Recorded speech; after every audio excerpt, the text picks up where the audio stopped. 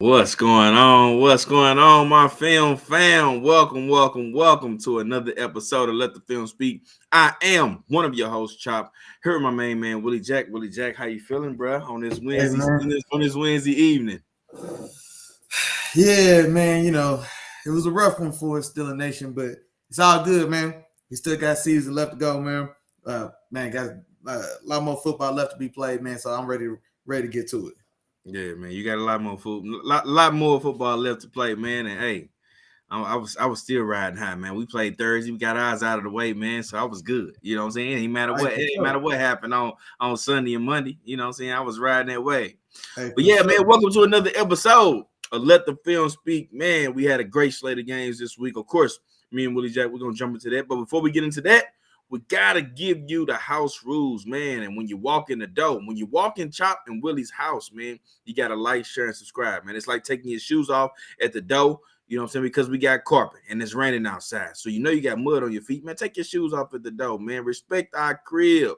That means like, share, and subscribe, man. Go ahead and do that. Become the newest member of the film fam. We also need you to hit that notification bell, man. How else you gonna know what me and Willie Jack got cooking? You know what I'm saying? It's like The Rock. If you smell, hey, how else you gonna know what we cooking, man? Unless you hit that notification bell. And I promise you, man, we won't let you down, man. I promise we won't let you down. So as I said, man, we got a great show today. We're gonna jump right into it, Willie Jack. We ain't gonna waste no time because not only are we gonna go into the slate of games from this past week, but man, we got to jump into the Thursday night game. We got 3 Saturday games, man. We got football all weekend, fellas. That's a lot to be excited about. Ain't you excited about that, Willie J? Man, for sure, man. For sure. So like you said, man, I normally gotta wait till Thursday to get a little and then gotta wait all the way till Sunday, man, to get some real football action going. So now, man, I got 3 on Saturday. I still got Sunday. Man, yeah, it's just what I need, boy. Nothing but sitting in front of TV watching ball all weekend. Yep. Already. Mom's in the building already, man. Hey, how you doing, moms? Appreciate you for tapping in with us. And it's a couple more people in here, man. Tap in, man. Let us know y'all in here, man. Go ahead and check in with your boys in the chat. Let us know y'all in here, man. We appreciate y'all for joining in. Now, let's go ahead and jump into these games, Willie Jack. And the first one on the docket today, man, we got the New York Jets. They went to Buffalo to take on the Bills, and the Bills came away with the W, man. They were the better New York team in this particular round. They win this game 20-12. Willie Jack, what's your take on this one, man? Man, very tough, very hard fought, very competitive game. Man, can't say enough about this Jets defense. I mean, week after week, they are still showing up, man. They're still showing out for the most part. Tough day at the office for Buffalo, man, but a win nonetheless. So they, you can't ask for anything more than that. So Josh Allen, 16 for 27, only 147 passing yards, 1 touchdown, no pick. Got busy on the ground as well, 10 for 47 with a touchdown. Got himself helicoptered a little bit. Well, when I seen it, I was like, man, held my breath till the boy landed and got back up. Then on the other side, man, so I was finna say your boy Mike White, but I ain't gonna do it. Mike White, his own guy, Mike White, 27 for 49, 268 yards, no touchdowns, no picks. But honestly, man, like I said, defensive football. Now, both sides, man, had some good pass rush going. Quentin Williams, man, want to shout him out. Quentin Williams is balling. And I'm so glad, man, because I was a real big Quentin Williams guy coming in. And then, man, it was a slow start. I mean, they really just kind of slowly built that defense up around them. And now we're starting to see, and I might have said this before last week, but we seen that guy from Alabama. We seen that guy. 2 sacks in this game. Just had 3 total. On the other side, man, Chop's dog, man, or Chop's boy, Greg Rousseau. I was so out on Rousseau in the draft process. Chop just kept saying, bro, hey, 6'9", 7'3" wingspan. That means coachable to me. That's it screams coachable. Yeah, the boy was and Chop was banking on him, man. So shout out to him, man. He had 2 sacks in that game as well. And so a couple things there, man. I don't know, not necessarily say this is going to win the game or not, but a couple big plays in this one. So, of course, I want to point out, shout out to the Jets. They blocked that punt, get themselves a safety to narrow the gap. They go and get a field goal, or end up getting one more field, getting to 12. But they had a fumble, kind of midway, kind of the back half of the fourth quarter, when they were actually kind of driving. And then I think, if I'm I think Matt Milano recovered it, Mm-hmm. but yeah, so lost opportunity there. Like I said, I can't remember. I don't if they weren't in the red zone, but in a game like how this game was going, where yards are at a premium, you know what I'm saying? Like those opportunities to really put something together and score were few and far in between, and that right there felt like a drive where they squandered it. And then, like I said, man, last thing I'll say on this, man, just as far as Stephon Diggs and the young gun sauce, man. And you know what? I didn't even. I always keep meaning to do that. Hey, Miles said Sauce Clans. I was gonna say, man, I wish I'd have pulled like their actually matchup numbers. You know how like they'll post or somebody will mention like how many times he actually covered on versus receptions and yards. Right. I wish I'd have pulled that, but man, hey, I was gonna say, man, 3 for 37 for the day, only 5 targets. You know what I'm saying? Now, some of that's gonna be Sauce, but not all of it. You know what I'm saying? That just defense is legit.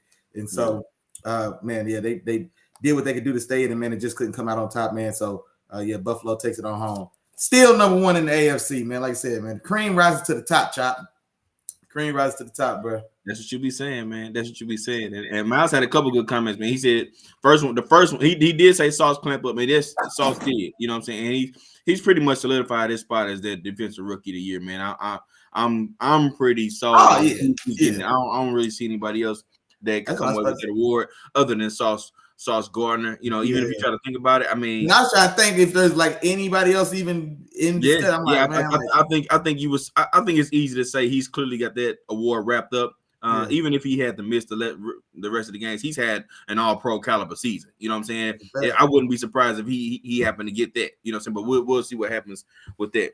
And then he also mentioned the Jets have grit. Yeah, they do, man. They good. They do have that grit. They came in. It was very competitive in this game, and they took the Buffalo Bills all 4 quarters, man. It took all 4 quarters for that team to beat them. Mm-hmm. You know what I mean? But what I can say on the Jets side, right, is yes, I felt like we had our discussion, Mike. I was going to call you Mike. We had our discussion, Willie Jack, in regards to the QB change over in New York. And Mike White is not your guy. Okay, he's not your guy for the future. He's not that person. You know what I'm saying? I think we can both agree to that. But there are some things that he shows. That one thing he's going to do is he's going to throw the rock. He's going to put up some yards. He's going to move the ball. But in the last 2 games that we've seen, this is his 3rd game starting. Last 2 games, he's kind of failed to get it done when it mattered the most. You know what I mean? And that turned out to be key for the Jets and the way that they lost these games. And then on top of that, I also got a glimpse of, because he got banged up a little bit in this game, I also got a glimpse of why they decided to go with Mike White, instead of a Joe Flacco, because Joe Flacco is just a sitting duck back there, man. He sits back there. He's even his drop back. I watched his drop back. I was like, dang, he ain't even dropping back fast enough. As fast as he's dropping back was about the same speed as the tackles was kick stepping. You know what I'm saying? So it was like, yeah, man, it might be that time, Joe Flacco. You know what I'm saying? Had a great career, man, Super Bowl champ, and all that, man. But got paid. It got paid and all that, man. But it might be that time. But overall, man, Buffalo, good win, man. They fought it out. It was a tough one, and hey, you're gonna have to pull these out from time to time. Sometimes it's gonna take this, and that's what it took in this particular game, for them to take it out. One thing I want to say, man, on Mike White, and I don't disagree with the things you're saying, but I'm not gonna lie. It sounds like you cooling off on Mike White, and I'm heating up on Mike White. I'm not gonna lie, man. Like I really do appreciate like what I'm seeing from him. Now he's still not a straightaway starter anywhere. I mean, he's still gonna be a guy that's gonna Taylor Heineke his way for a couple seasons and get a couple starts in there. But now the one thing I did want to say though is, this game I would go with what you said. Like he's not like necessarily like cashing in like when a team really needs one or whatnot. But the one I was gonna say, because you said 2 weeks in a row, and I was gonna say last week he made the pass to win that game when Braxton Berrios. Berrios. I put last week on Berrios, but like I said, other than that though, I think you're spot on. Okay, got you. All right, and man, hold on, man, my bad. Man. Hey, I gotta shout out Day One Gang. Come on, man. No, we gotta shout out Day One Gang in the building, man. Shout out to the dog Jarrell, man. Day one gang in the building, man. Yeah, Y'all yeah, know what's going and I on. think we just went right to Miles' comment. But shout out Miles. Miles stopped. Shout out Miles as well, And man. The sis in home the team in building the too, building. man. Shout out sis. Yeah, You know what the I'm saying? home So team in the building. they Appreciate all y'all. fell in, Willie Jack. They all in here, man, and we appreciate it. Yeah, they know we do. All right, man. Let's go on to this next one, man. And this one was a very, very exciting game to me. I expected it to be exciting. I thought it was gonna be a little bit more score in this game, but hey, it don't matter, man. It still was exciting for personal reasons for me. But Minnesota, they went to Detroit to take on the Lions. The Lions come away with this W, 34-23. Mm-hmm. And Willie Jack, I'm gonna start this one off different, man. Mm-hmm. And I don't know if we mentioned. You may have mentioned it. I don't remember, but I know I haven't mentioned his name, but I'm gonna mention it right now because he needs his flowers. It's time to give him some flowers. Offensive coordinator Ben Johnson, man. For the Detroit Lions. He needs his flowers, man. He is one of the guys that is responsible for this particular offense being the way that it is in Detroit. You know, this is his first year as, you know, offensive coordinator and play caller. You know what I mean? And he's got golf playing. And I'm gonna go ahead and say it, the best ball of his career. This is the best I've ever seen Jared Goff playing, and right now he's in the midst of it. Went for another 300-yard game, 3 touchdowns. He was lights out. But then also on top of that, with his play calls, Detroit went out and won this game. You know what I'm saying? There was nothing given to them in this game. They went out and won this game, man. He had some gutsy play calls. Well, I don't know if this one was specifically him. This probably was a special teams coach, but they had the fake punt that went for a big play, and then they had the 3rd and 7 play. You know what I'm saying? To Penei Sewell, man, the offensive tackle. You know what I'm saying? Shows a little bit of athletic ability, man. 3rd and 7 to go get their first down and seal the deal, man. They went out and win this game, and that was the mindset going into this game. It was like, look, we got to go win it. You know, it ain't no laid back. We're gonna let it come to us. No, we're gonna go out and win this game, and we're gonna pull out all the tricks that we got in the bag. You know what I'm saying? So he went in his bag and he was doing what he did. Now, here's another part of this too, Willie Jack, and I'm gonna get out your way. The defensive end of the game, right? Detroit supposed to have one of the worst run defenses in the league. But against Dalvin Cook, 15 carries, 23 yards. Man, that's less than 1 yard to carry, brother. I mean, that's 1 yard to carry. Yeah. You know what I'm saying? A little bit less than change. One a little bit of change. 1.5 yards. Like, they did a phenomenal job against one of the better backs in this league, man. And I think this played a huge role in the reason why Detroit was able to win this game. Okay, because you look at everybody else. Cousins played well, threw for over 400 yards, 2 touchdowns. Jefferson had a big game, over 200 yards. I know you're gonna talk about your guy. And they was Hockenson had a pretty solid game, but they were just missing the one piece. It was like a chessboard, man. It was chessboard. You got your Cousins, you got your queen operating the way it's supposed to be operating. You know what I'm saying? You got your knight and TJ Hockenson, and you got your other pieces, but you missing your castle, man. You need your castle, you know what I'm saying, to bring it all together, especially when you're going against another powerhouse. And Dalvin Cook wasn't available, man. Available. So very entertaining game, man. But Detroit, they prevailed, man, and they continue that win streak. They win another game. Hey, Willie Jack, you called this game too. You know, I was waiting on you to say that. I was waiting on you to say that part. Hey, I had it all, John. I got your back, bro. Hey, Willie Jack called this one. He came out and called this one. They came out and handled business, man. So, hey, shout out to Detroit and shout out to Ben Johnson. Say his name one more time, man. You're doing a phenomenal job over there as the offensive coordinator for Detroit. Yeah, and you know what, man? Because we definitely been giving. I know I've been giving a lot of love to these Lions, man. But yeah, you're right. I hadn't been, you know what I'm saying? I haven't, man, no love for Ben Johnson, man. We ain't getting no love to Ben, so I'm glad you did say his name. Because he's definitely, because as much as you know what I'm saying, we've been clamoring for respect for everybody to put a little respect on Jared Goff's name, you know what I'm saying, for being at the helm of a top 5 offense from front to back this season. You know what I mean? Like, we haven't mentioned the OC, and so yeah, glad you did. But yeah, no, man, just like you said, man.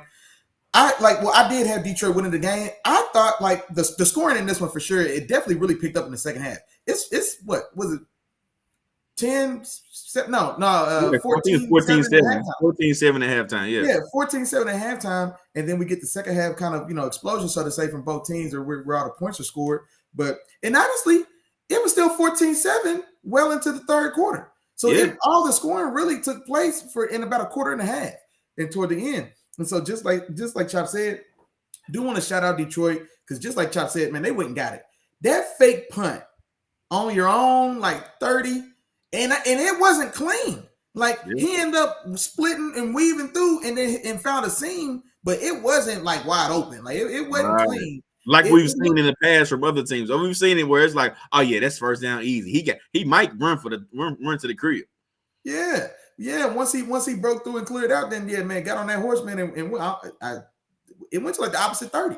So so huge play, huge run there. But then the thing about it is the Vikings didn't necessarily like nut up or just not go for it on their side.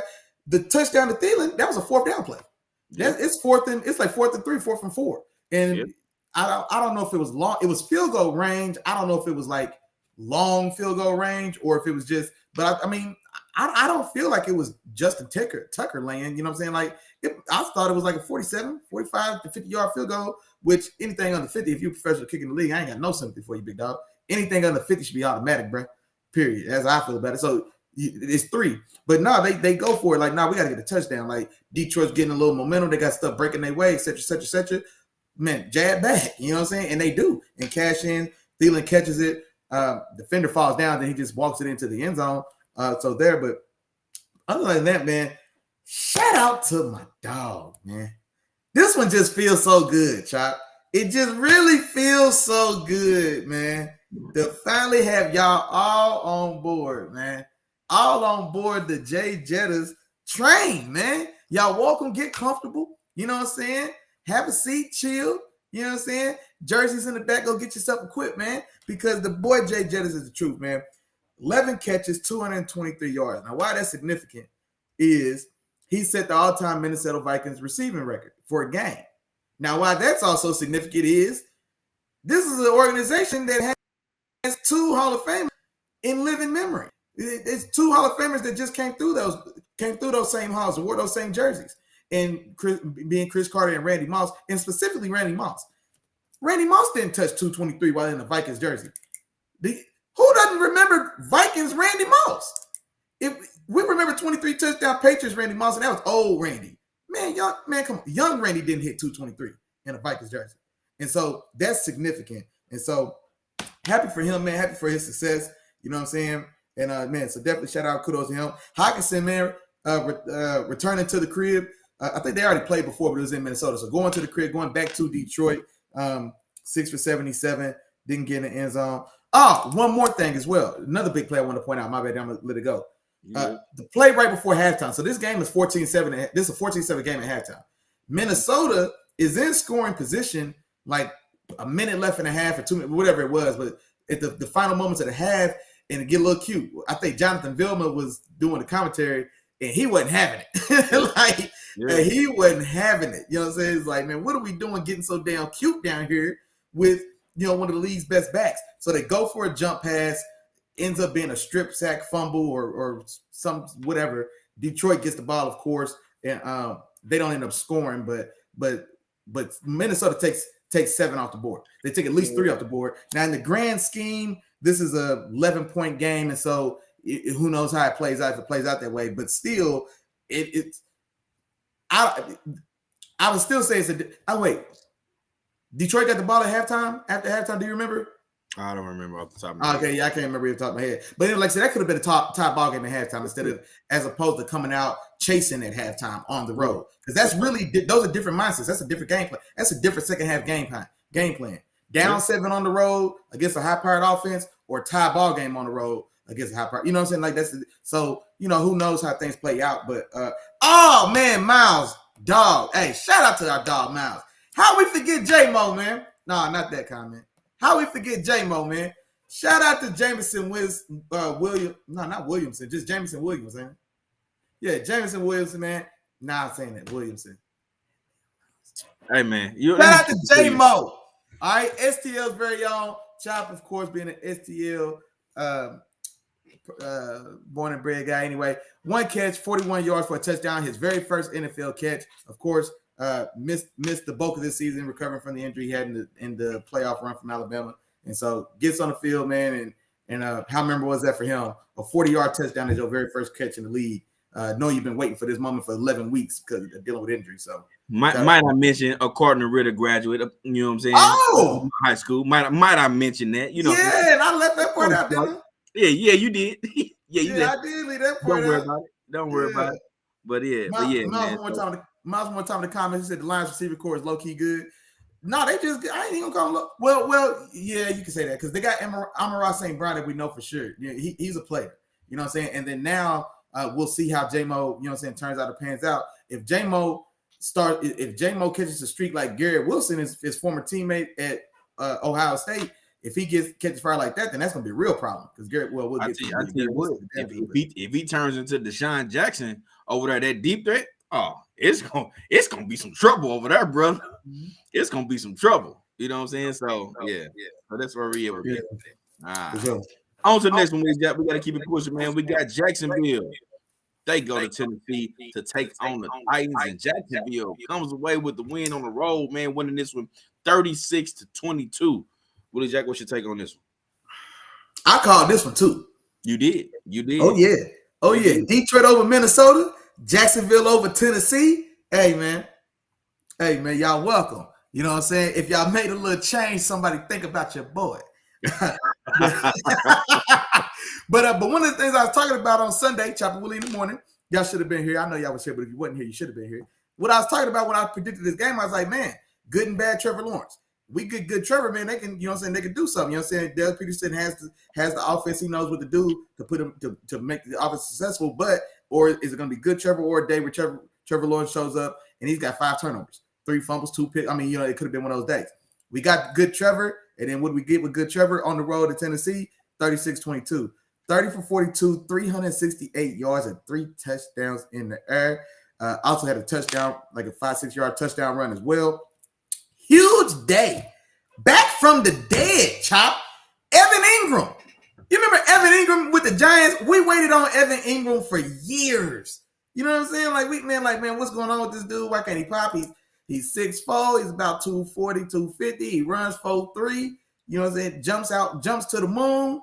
Couldn't catch a cold in New York with the Giants. He just couldn't get nothing going. Was it him? Was it jump? So this is it. You trade, they didn't trade for him. They sign him. They probably pay a little premium on him, whatnot. They look for talent. And now 5 years into his career, man, now we see a day like he had Sunday, 11 for 162, 2 touchdowns. Excuse me. Shout out to you, sir, for a good day. Zay Jones had another touchdown in the game as well. He's had a quite a scale. He's had a pretty decent year this year, I feel like. Or maybe in the games that Trevor Lawrence performs well, he tends to have a good day. And so he's playing well, I would say. 8 for 77 in a touchdown.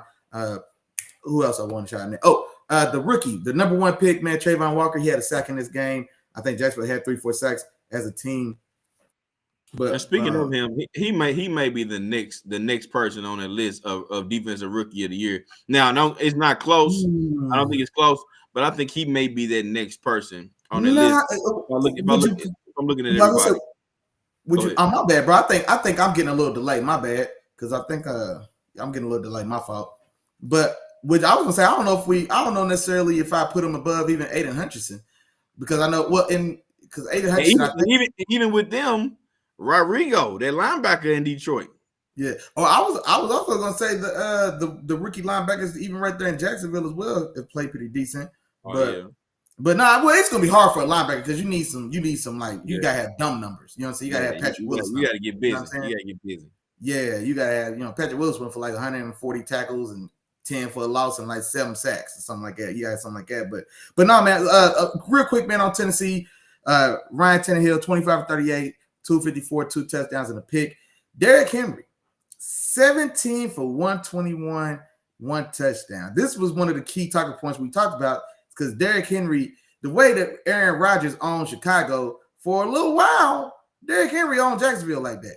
One of the teams he owned like that. And this game was trending that way early, very early. Oh yeah, it started off hot, but like I say, finishes and it finishes good. I guess to the stats on paper, 17 for 121 and a touchdown. But also let's keep in mind, 50 yards of that came on one run. Like you said, that big run earlier in the game, we take that out, and that's 16 for 51 yards. You know what I mean? So like I said, outside of one boo-boo, yeah, they did more than enough, or they did an excellent job, keeping him in check. And then, it goes without saying, of course, as Derrick Henry goes, so does the Titans. And like I said, man, he was for the greater part neutralized. Like I said, they couldn't keep up with Jacksonville in this one, and so there you go. Yeah, for sure. And speaking of Derrick Henry, man, I was sitting back watching this game, and I was like, hey, I'm sitting pretty. My performer of the week, I predicted 200 yards, 2 touchdowns. The boy had 90 rushing yards in the first quarter. 90-something rushing yards in the first quarter and a touchdown. Man, I'm sitting back like, oh, yeah, he might go for 300. He might go for 300. He had pretty much 100 yards in the first quarter. In the first quarter, it's about to get ugly out here, man. And I'm back there like, oh, yeah, I'm definitely pulling this footage because I was in my bag. In the bag. Sure enough, he actually was the one that was a huge cause in the reason why Jacksonville won this game. He had 2 crucial fumbles in this game, one on the sideline. Dang, Willie Jack, okay. But yeah, 2 crucial fumbles, one on the sideline, which gave the Jacksonville the ball, and they had those opportunities. And yeah, man, they pretty much shut him down in the entire second half. But here's my question to you, Willie Jack. I know you mentioned Trevor Lawrence a little bit.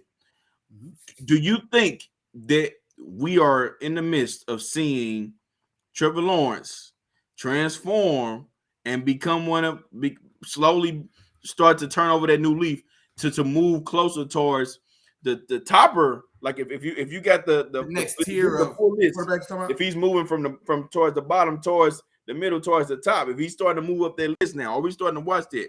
Two of his last 3, they won 2 of the last 3 games. He started 7 touchdowns, no interceptions. You know what I'm saying? And he's playing a lot better ball. So, Willie Jack, what's your take, man? No, honestly, man, I wasn't. It's not that I wasn't a fan of Trevor Lawrence, but I just wasn't at all as high on as like. No, it is not that. I'm just saying, like, no. I'm just giving some context just in general. Yeah. So I didn't like what I was telling Chop back then. Is like I didn't see like generational. I was like, man, no, I don't see anything that jumps off the field that tells me like, nah, this is like a different dude. You know what I mean? I didn't see that. But when Doug Peterson got that job, one of the things we talked about, and you know what? I think before Doug Peterson that job, we did coaches ranking. I had Doug Peterson without a job. Unhired Doug Peterson was in my top 10 somewhere. He was closer to 5 than he was to 10 because that's how much I appreciate the job of what he's done, dating from his time under Andy Reid and then taking over in Philly and what he did with that team and Carson Wentz there. So when he was the guy to get that job in Jacksonville, that was one of the things I was excited to see. And I said at the time this is going to let me know if Trevor Lawrence is a guy or not, because now he's got a guy that's there that's not going to leave him any excuses for why he can't succeed. Because if Doug Peterson can't get it right and get you going, Doug Peterson had Carson Wentz teed up for an MVP if the boy knee would have held together. You know what I'm saying? So and we've seen Carson Wentz since then. If Doug Peterson can get it out of you, it's not in there. It was how I felt about it, and we're seeing that. And so the play calling for sure, and just also everything about how he operates, moves, and throws the football. You know, since we could definitely see the imprint that Peterson had on. And honestly, and it's early to say that, but I'm curious to see how far they take it, because this could be the style of growth we saw with Brian Daboll and Josh Allen year over year. And so if that's the kind of blueprint we're saying, like you get an offensive minded guy to be right there with a young quarterback and mold him from the ground up, then that's what Peterson's doing for him. And so to answer your question extended, and sorry about that. But not definitely, because and this is one thing I learned from Chop.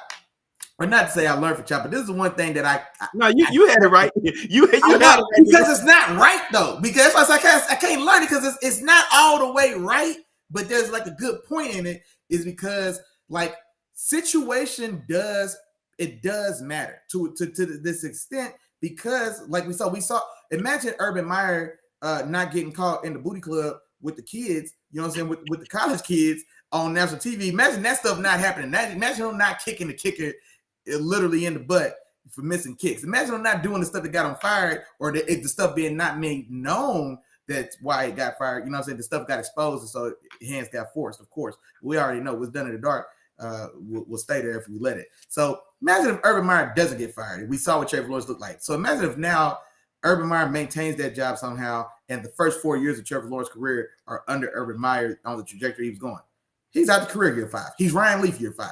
You know what I'm saying? He's Ryan Leaf without the emotional blow-ups and all that type of stuff, but a guy who came in with all the intangibles or all the stuff you thought you wanted to see and just flamed out. And so the situation does matter. And so now with Doug Peterson, circling back one more time to say all that to say, yeah, he's got a shot. He's got a shot to be a real player.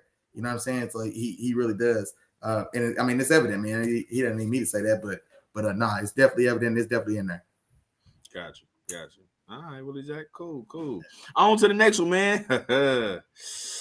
I apologize to you, brother, but hey, man, we gotta talk about it, man. We gotta talk about it. Man. We had Baltimore.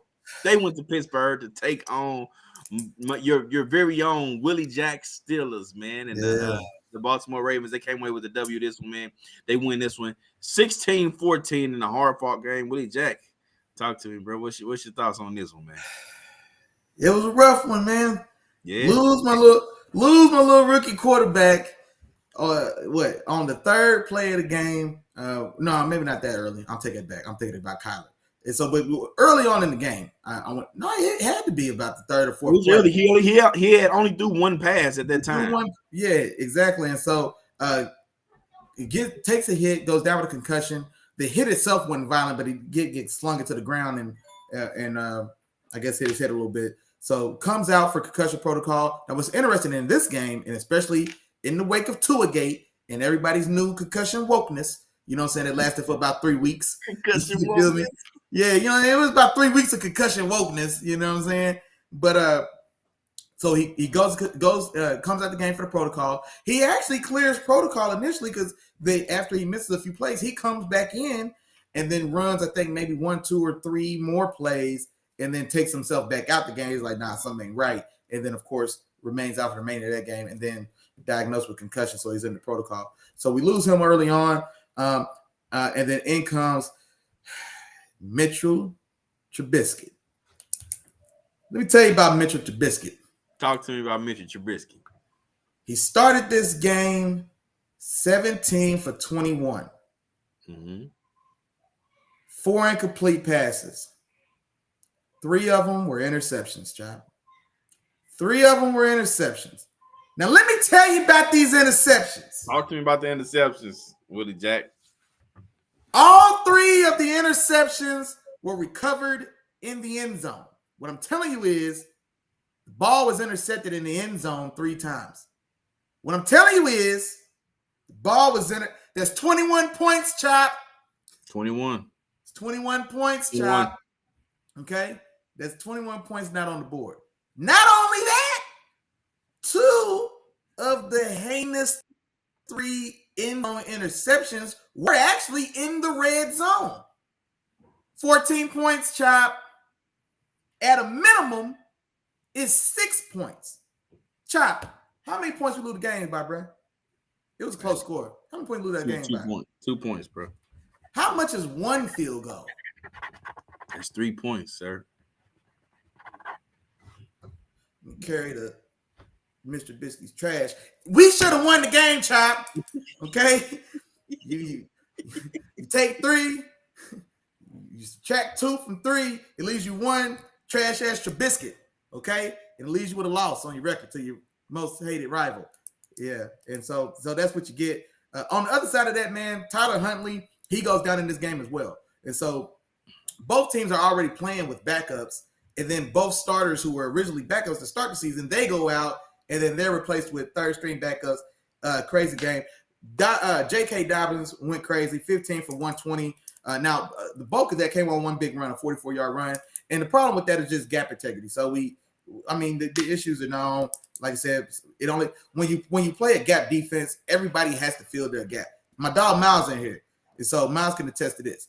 Miles, me and Miles. This is me and Miles. If I'm in C gap, I have to trust that you are in B gap, Miles, and I gotta trust that you coming, that you on time, that you brought some wood with you. You feel me? Because if not, you get popped for 44 yards. You know what I'm saying? Like there's nobody else to make that play. Like it's that specific, and so we get popped. And then honestly, Gus Edwards chewed us up pretty good as well. 13 for 66. we couldn't do anything with their couldn't do anything with their run game. I mean, it's just, I mean, it is what it is. With all that said, with everything that went wrong in this game, Chop, we lose by 2 points. And Mitchell Wibisky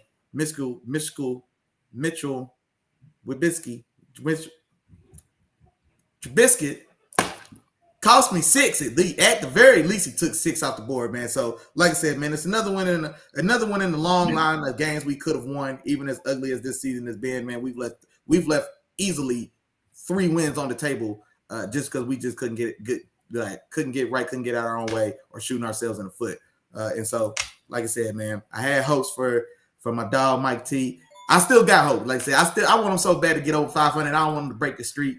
And like I said, winning this game would have went a long way towards that end. And then, like I said, losing Pickett, Mitchell Wibisky coming in and throwing 3 end zone interceptions. I mean, that kind of sealed that fate. But there we have it. I got you. It was a couple of things I saw in this game too, Willie. It was everything that you said. You can't turn the ball over 3 times, first and foremost, especially against a team who's running the ball well. Over 200 yards rushing in this game combined between, the rushes that they had. That just screams time of possession. You know what I'm saying? They got the ball. They holding on to it. And then you continue to give it back to them. I mean, it's hard to win a game that way. Any game, no matter what, with just those 2 recipes alone. But on top of that, I also saw, and we knew Pittsburgh had, offensive line troubles and things like that. But the offensive line, is going to need some work, man. You guys need some work on the offensive line because it puts your quarterbacks in bad positions. You know what I'm saying? So if you want your young guy to develop, in Kenny, then you got to protect them, man. You got to build around them. And when we say build around, it's not always the receivers and the weapons. It's protecting them too. That's first and foremost, protecting them, giving them time, letting them build their confidence, let them get used to going through his progression. All those different things. You have to be able to do that. So that's what I want to see the Steelers do. Going into this offseason, is start to concentrate on that area. Of course, you got a few holes on defense too, but you guys still got some stuff to work with. You got some young talent over there, and 1 year off. I think y'all can 1 year off and be right back in the mix next year with the right moves in the offseason. Oh, that's for sure. Oh yeah. No, this was their chance. This was the AFC North. This was y'all chance. Cause now, boy, hey, we be right back. You know what I'm saying? If y'all didn't get, man, y'all got us in the mix right now, boy. Y'all ain't got a chance, boy. Yeah, y'all ain't got a chance. Wait till Fryer move for top 5 tight end in the league next year. That boy looking real good. He looking real good. Lie, bro. He looking that real boy good. Damn good. Well, we just gotta get his ass ball, boy. But yeah, man, he gonna be top 5 next year, man. We be right back. All right, I hear you. On to the next one, Willie Jack, man. Let's go to Cincinnati, man. Or let's go to Ohio, period, man. We got Cleveland. Cleveland, Ohio. The Cleveland, Ohio Browns going to see the Cincinnati, Ohio Bengals. And the Bengals came away with this W, man, 23-10, okay? And Cincinnati continues to play good ball, man. They continue to play good ball, and they win in whatever way that they can. You know what I'm saying? Cleveland actually did a good job in this game of eliminating the big play, which is what Cincinnati does. You know what I'm saying? They got the big guy on the outside and T. Higgins. And then you got Jamar Chase. You know what he does. You know what I'm saying? But the difference is Jamar Chase can also run a few routes too, and that's what it was. It was Burrow taking whatever that the defense gave them. And it was almost like, all right, Cleveland made, how you see a detour. All right, you can't go this way. You know what I'm saying? That's one way you can't go. You're going to have to take this detour. And Cincinnati was like, all right, that's fine with us. We're going to take this detour. But we're going to get to where we need to go. You know what I mean? And they did that. They was slow, methodical, driving. Chase had 10 catches for about 93 yards. So that lets you know he was catch after catch after catch. Third down. It was just drive after drive where Burrow was hooking up with his main guy, Chase, for key third down conversions, man. It was just time after time again. And you really see that relationship from college, and we said it before too, but the relationship from college to the NFL, man, it's continuing to work, and they look good. You know what I'm saying? So Cincinnati comes in, they do their thing. As far as Cleveland goes, I feel like Watson took a step forward. That he took this step forward that you were talking about, Willie Jack. You told me, you say if he took 2 steps forward, then they may win this game. But if he took 1, that's still what you expect, and that's what he did. I saw some good throws. You know what I'm saying? But I still saw a little bit of rust. I still saw a little bit of, holding the ball a little bit too long. You know what I mean? And he missed that interception he threw. He was just flat out late on it. I mean, he was just way late. Late to the throw, sideline, late across the field to the sideline. He was super late. Yeah, that was an easy pick. For sure. So you still see a little bit of that, but I expect him to continue to work that rust off. But this is exactly what you want to see if you're a Cleveland Browns fan. You want to see progression, because this is just going to go, or this momentum is going to carry you into next season. You know what I mean? And hopefully you're ready to go from jump now. Ain't no more suspensions. Everybody will be healthy. You can get everything together, and you can start your season off fresh, and you can really compete and see what you got. And Deshaun Watson, man. But overall, good win for the Bengals. They take care of business, and they continue to roll, man. No, for sure. And now you hit it right on the head, like I said. And I actually was listening to, I think it was sports radio down here. It's like when I'm driving into work in the morning, and they were debating whether or not it was the right call to even. Well, we knew he was going to play, but they were talking about, or at least seeing how Watson performed so poorly as he did at the Texans, and assuming it was heading into this game, but basically saying like, is it not better to go ahead and let Jacoby rock because he's so visibly better than Watson, etc. But no, like I said, this year was always going to be essentially a throwaway year, and so like I said, these reps are more valuable because he starts that much ahead now when he does come into a full force next season. But just like you said, you're seeing visible improvement. It's slowly but surely you got to work yourself back into it. Another thing as well, man. Nick Chubb, man, my dog. This is a rough day. I know this was a rough fantasy day for folks because the league, like some of these stud league running backs in the league, man, all had ugly days. You know what I'm saying, on Sunday. Nick Chubb, 14 for 34, I think is what he had. Outside of Derrick Henry, but like I said, because that first quarter. But Saquon, Dalvin Cook, yeah, you know what I'm saying. So. And a couple others, of course, but it was a rough day all the way around. On the other side, man, Joe Burrow and those guys, man, the touchdown pass, the first touchdown pass Burrow threw, the one to Chase, I think it was like a quick bait, like in the like a 25, 30 yard. I want to call it like a little quick little bang aid. Yes, yeah, because he's got the corner coming up like under, and he threads a needle right before. Threads a needle, yeah. Man, that was a dart. Like, that's a dime. Like, you know what I'm saying? Like, just beautiful pass, beautiful throw. Just perfect ball. And just, man, like Burrow's playing excellent ball. And I know we've mentioned it for a few weeks now. And then honestly, it's been talked about now. It's been talked about as well on major platforms. But Burrow's balling. Like, Burrow's playing damn good ball, man. So wanted to shout him out. Mixon had a decent day today, or a pretty good day today, 14 for 96. Chase, speaking of his day, that touchdown to go along with the day, 10 for 119. So, man, Myles Garrett, 2 sacks in that game as well. Wanted to shout him out. But nah, man, the Bengals are really heating up. These Bengals are really rolling. And honestly, man, if we're gonna do a power ranking, man, is it time to put are the Bengals a top 5 team in the league right now? That's all I wanted to ask you, Chop. Are the Bengals a top 5 team in the league right now? I would say so. And since you put me on the spot, man, I know you're gonna ask me for the 5. So I was. Here they go. Off the top of my head. Are you putting them in order or just the 5 that's in? I'm putting them in order, man. I'm putting them in order because I'm on the spot and I'm supposed to be able to do this, Willie Jack. I'm supposed to be able to do this. You know what I'm saying? So I hear you stalling. Eagles at number 1. Yeah. He said he's stalling. Eagles at number 1.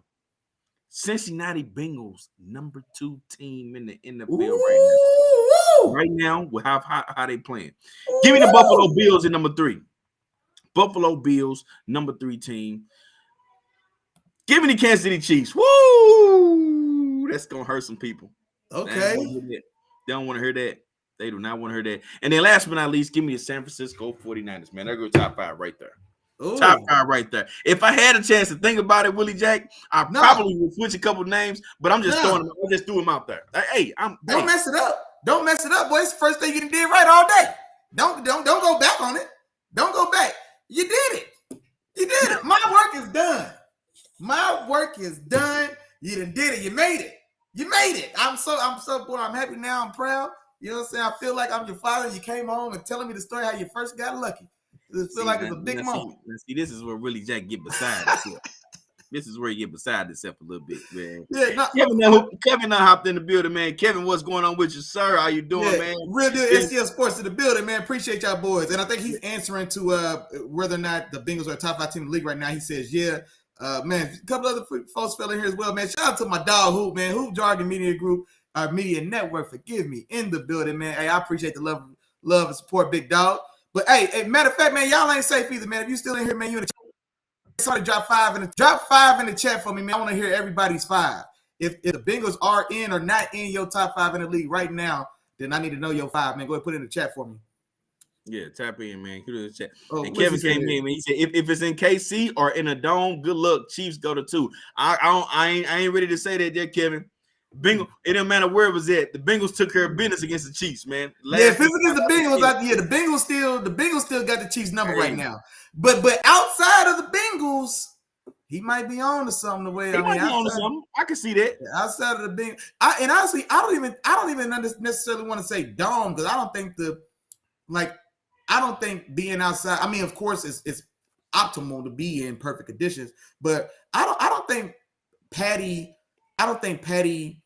like has that chink in his armor where like the elements like can sabotage his game. I think Patty's honestly, I think Patty's above that. Like or above just anything outside of him. You know what I'm saying? Like I think that's the level of player. And y'all try to think I hate on Patty. Look at the stuff I'm saying.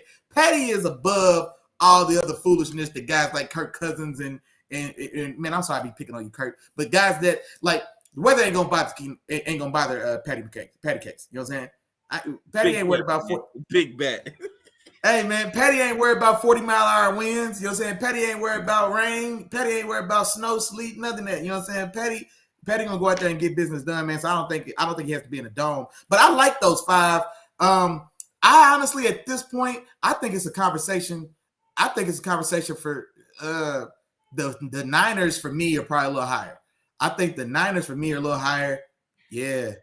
Okay. Yeah. Okay, we ain't got to him yet, unless we can segue real quick and we can talk about your boy. But hey, man, the way the Niners look, man, my dog see Matt Cooking. Hey, I ain't gonna lie, I think the Niners are somewhere sitting around 2-3. I've got the Eagles as well, and I think the Niners are probably 2-3. I think the Niners, Bengals, Chiefs are 2, 3, 4 for me, and I think honestly I got the Bills at 5. I still got the Bills at 5. Yes, Kevin, the Bills really. I still got the Bills at 5 because as off as it's kind of looked, the 2 times they lost were games where they shot themselves in the foot. Or, you know what I'm saying, specifically, and also and they're still getting wins against viable competition, even kind of in their slump. You know what I'm saying? So if this is what it looks like when it's awful, you know what I'm saying, it don't rain forever. You know what I'm saying? Like eventually, Big Josh and the Sun gonna come back out, and then what do we do then? You know what I'm saying? So when it's live bullets, if you telling me the playoffs started tomorrow, there's not 5 better teams in this league than the Bills. There's not 5 more dangerous teams in the league than these Bills. You know what I'm saying? So, Miles, Eagles, Chiefs, Bills, Cincy, Miami. Still Miami? You got to have cooled off Miami, man. They took these last 2 that looked ugly. Looked a little ugly, man. I don't think you have Miami. But I like all those teams you said, man. I think, like I said, could swing the order a little bit, but yeah. Miles said Purdy. Man, like just man, Chop, go ahead and take us into San Francisco, man. So we can go ahead and just get to it. Yeah, because I'm you know I'm gonna dive in, brother. You know I'm diving in. Let's go. Tampa Bay at San Francisco, man. San Francisco takes care of business. They win this game 35-7. Yeah. Miles, I know you in here, brother. You asked about Purdy. 35-7. He ain't hear me one more time. He ain't hear you. Make sure my mic on. We good. Y'all good? You good? We good? 35-7. All right. San Francisco go in there and take care of business, man. And I'm gonna say it like this, man. I'm gonna say it just like this. San Francisco is a well-oiled machine, man. And I keep saying, I said it before, I'm gonna say it again. Like, as long as Brock Purdy doesn't make mistakes, this team can be successful. You know what I'm saying? And I said it, and I said I'm gonna say it again. And I told y'all too, I might be on this mountain by myself, but as long as with Jimmy G going out and Brock Purdy coming in, if let's say if you put that team at an A+, I'll put them at an A-. I don't think it affects them that much. Just for the simple fact that when you bring in that quarterback, all that quarterback got to do is know how to run the system. You got to know the offense. You know what I'm saying? And it has to be able to run this offense without making mistakes. 16 for 21, 185 yards and 2 touchdowns. You don't tell me that don't sound like a Jimmy G stat. Can't tell me that don't sound like a Jimmy G stat. That sounds exactly like Jimmy G to me. 16 for 21, 185 yards. Exactly like him. You know what I'm saying? Sounds a little Jimmy G-ish. I'll give you that. Yeah, sounds just like him. You know what I'm saying? No interceptions, no mistakes. And then when you don't make mistakes, then guess what? McCaffrey got that 150 yards. Me and you talked about Willie Jack with those 2 touchdowns. Debo Samuel, he got in the end zone. Now, that one may affect him a little bit more than Jimmy G going out because Debo Samuel is a valuable part to the offense and how it works in terms of his versatility. That one may hurt going forward. You know what I'm saying? May have a little bit more of an impact. Now, I still expect them to still be good. That defense is top notch, maybe the best in the league. You know what I'm saying? And then you still got a lot of pieces on offense that'll still be able to work and do what they need to do. So I'm liking what I see from the 49ers still. I don't take nothing away from that, and I still think they're going to continue to take care of business. You know what I'm saying? And, of course, they got the Thursday night game this week. We're going to get into that. We're going to talk about that a little bit more. But as of right now, man, the 49ers are the team that, like I said, I feel like they was in the beginning. They are a machine, and that's just what it is, man. And Jimmy G was just a piece. All they did was go get another screw and put it where the first screw came out. And now we back up and running again. You know what I'm saying? And that's just what it is. But for Tampa Bay, though, this is the crazy part, man. They just can't get right. You know what I'm saying? The offensive line is banged up. Receivers can't get much separation. Run game is inconsistent. And Brady's not hitting his normal throws he normally hits. Okay? Now, we all expect it, and I don't know if you still expect it, but like we all expected Tampa Bay to come away with this division. But after 13 games in the season, they only 1 game ahead of the Falcons and the Panthers. Both teams are 1 game behind. And then you got the Saints still in contention too. They're only 2 games behind. We got 4 games left. Tampa Bay better get it together, or they're gonna be looking on the outside looking in. You know what I'm saying? I know we talked about how dangerous they could be, Willie Jack, but man, that's on reputation, man. That ship is sailing. You know what I'm saying? Yeah, for sure. You know what I'm saying? So this is how it go. Man, let me touch this Miles one too, man. Let me touch it. Purdy is not a Trent Dilfer on the Ravens 2000 defense, and I'm gonna tell you why. Because that offense is totally different from this offense that Shanahan is running. Shanahan has a plethora of weapons on the outside. And so, the way this offense is constructed, that's what I'm trying to help y'all understand this. The way this offense is constructed, you don't need a superstar quarterback to run that offense. You just need somebody that can make the easy throws and not make mistakes. And when you see that, they still can go out there and put 35 points up. That's Trent Dilfer offense for the Ravens. We probably can go through the season. They may not have put up 35 points all season. You know what I'm saying? Like, they're not putting up 35 points like that. This offense is still a will-oiled machine, whether Jimmy G was running it or Purdy was running it. You know what I'm saying? This is 2 weeks in a row. They scored 33 last week and then 35 this week. You know what I'm saying? This ain't no coincidence, sir. This ain't no coincidence. Now, it may be a small drop-off, but because of the way this team is used or the way they operate, hey, man, this is just the name of the game, man. It's just another game, and that's just how they run their offense, man. So, Willie Jack, what's your take on this one, man? Yeah, no, that's a bad take, man. But reason for, and I guess I get reason for that, but the difference between what we're looking at with Kyle Shanahan and that Ravens offense was completely inept. Like, it wasn't a well-oiled machine. It was Jamal Lewis and Shannon Sharp. And Shannon Sharp made 1 play a game, and that was the only touchdown they scored every game. Like, that offense. That Super Bowl run was a lot of victories that were 11-6 scores like that, because they had to get a safety. They had to get a safety in the game to match to go with the 3 field goals they had. You know what I'm saying? And so they had like some type of stretch. Well, for one, they had some type of stretch where like they allowed like 30 combined points over like 8 or 6 games. It meant stupid numbers. You know what I'm saying? So right. Because and then on offense there was literally just nothing there. So it's a different circumstance, a different situation. But so no, I think that's way too harsh, man. That's way too harsh to take, man, to knock him all the way down to Trent Dilfer. But also, let me remind y'all, I think Chop might have slid it in and mentioned, but let me say it again, man. I did tell y'all the boy CMC was going back. He-Man's going to do what he had to do, man. 150 total yards. I feel like we glazed over that. Man, what my dog did. 14 carries, 119 yards of a touchdown. Also had a 27-yard receiving touchdown as well, man. Hey, man, getting back in that bag, man, and it's going to be trouble. Well, I was going to say one more thing. Oh, Kevin, man, our dog, Kevin. Real deal SGL Sports in the building, man. Appreciate y'all boys. You know what's going on. He said Purdy's unlikely for the next game. Now this right here, this is what gives us trouble because, like I said, shall I tell y'all again? Do I need to tell y'all again? Oh, you gonna go? Y'all stop it, Chop. The third string gonna do it too, cuz. Come on. He is the third string. Am I lying? Am I lying? Third string, you sure? Because Jimmy G was two. He was the backup. So wait, Jimmy G was the backup. The practice? No, they went inside. Josh Johnson. Josh Johnson, the original Tyrod Taylor. Okay, yeah, they went and got Josh Johnson. Hey, I ain't gonna lie to you. Josh Johnson can come in there and get busy. I ain't gonna lie to you. Yeah, he'd have been in that Shanahan system. He was one of Shanahan's backups for various styles. I think he was with him in Washington. If I'm not tripping, I believe he was. So he's familiar enough with that system. And Kyle gonna make it do what it do anyway. So I ain't gonna lie, but they very well could just keep on rolling with Josh Johnson in that thing for real. So yeah, I want to see it.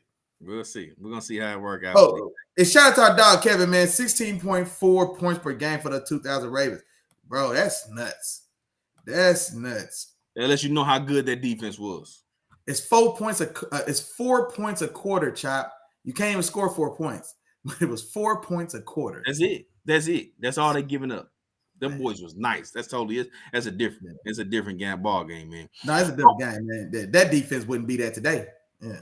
No, for sure. For sure. Yeah, no. Chris McAllister getting cooked by Justin Jefferson.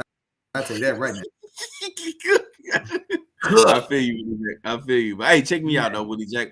Let's do one more, man. Then we're gonna talk to him a little bit about we're gonna pay a little bit a little bit, man. But let's go to Dallas, man. Let's go to Dallas where we had Houston going to Dallas to take on a real short trip, man, to take on the Cowboys. Cowboys win this game 27-23. All right, Willie Jack, talk to me, bro. Yeah, man. You right on time, man. My dog Hoop was in the building, man. If you're still in here, you know I gotta get that on you. First off, y'all should know my dog Hoop, he is a Houston native. He is also one of the biggest Cowboy fans you're gonna meet in your life. Don't ask him how it happened, but it happened. So he's got mixed loyalties in this type of game. No, he doesn't, because he can give a damn about them Texans. But yeah, he's got Cowboys at number one, of course, as a true Cowboys fan. And when we asked about these top 5 teams, and then coincidentally, I told him that, bruh, you're not gonna be the number one team in this top 5 if you almost lose at the crib to the tanking Texans, who reinserted Davis Miles. Davis Miles was so bad, they benched him for, what's that kid's name? Kyle Allen. David Mills was so bad, he got benched for Kyle Allen. And so he makes his triumphant return to the starting lineup for a team that don't want to win no games, no way. And they damn near still won from these Cowboys at the crib. So, hey, man, can't happen, man. Can't do it. Won't do it. Singletary. Gotta have winners. That 24 for 39, 284, 1 touchdown, 2 picks. Ugly day at the office there. But come on, man.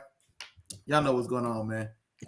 Y'all know what's going on, man. Before we get to what we came to talk about, man. I got you, Willie Jack. I got you, bro. I got you. I already know what you're doing. Don't worry about you. Go ahead, keep going. I got you. Y'all know what's going on, man. I need to see it. Man. Hey, free TP, man. Somebody free TP in the chat, man. All right? I'm tired of all the shenanigans.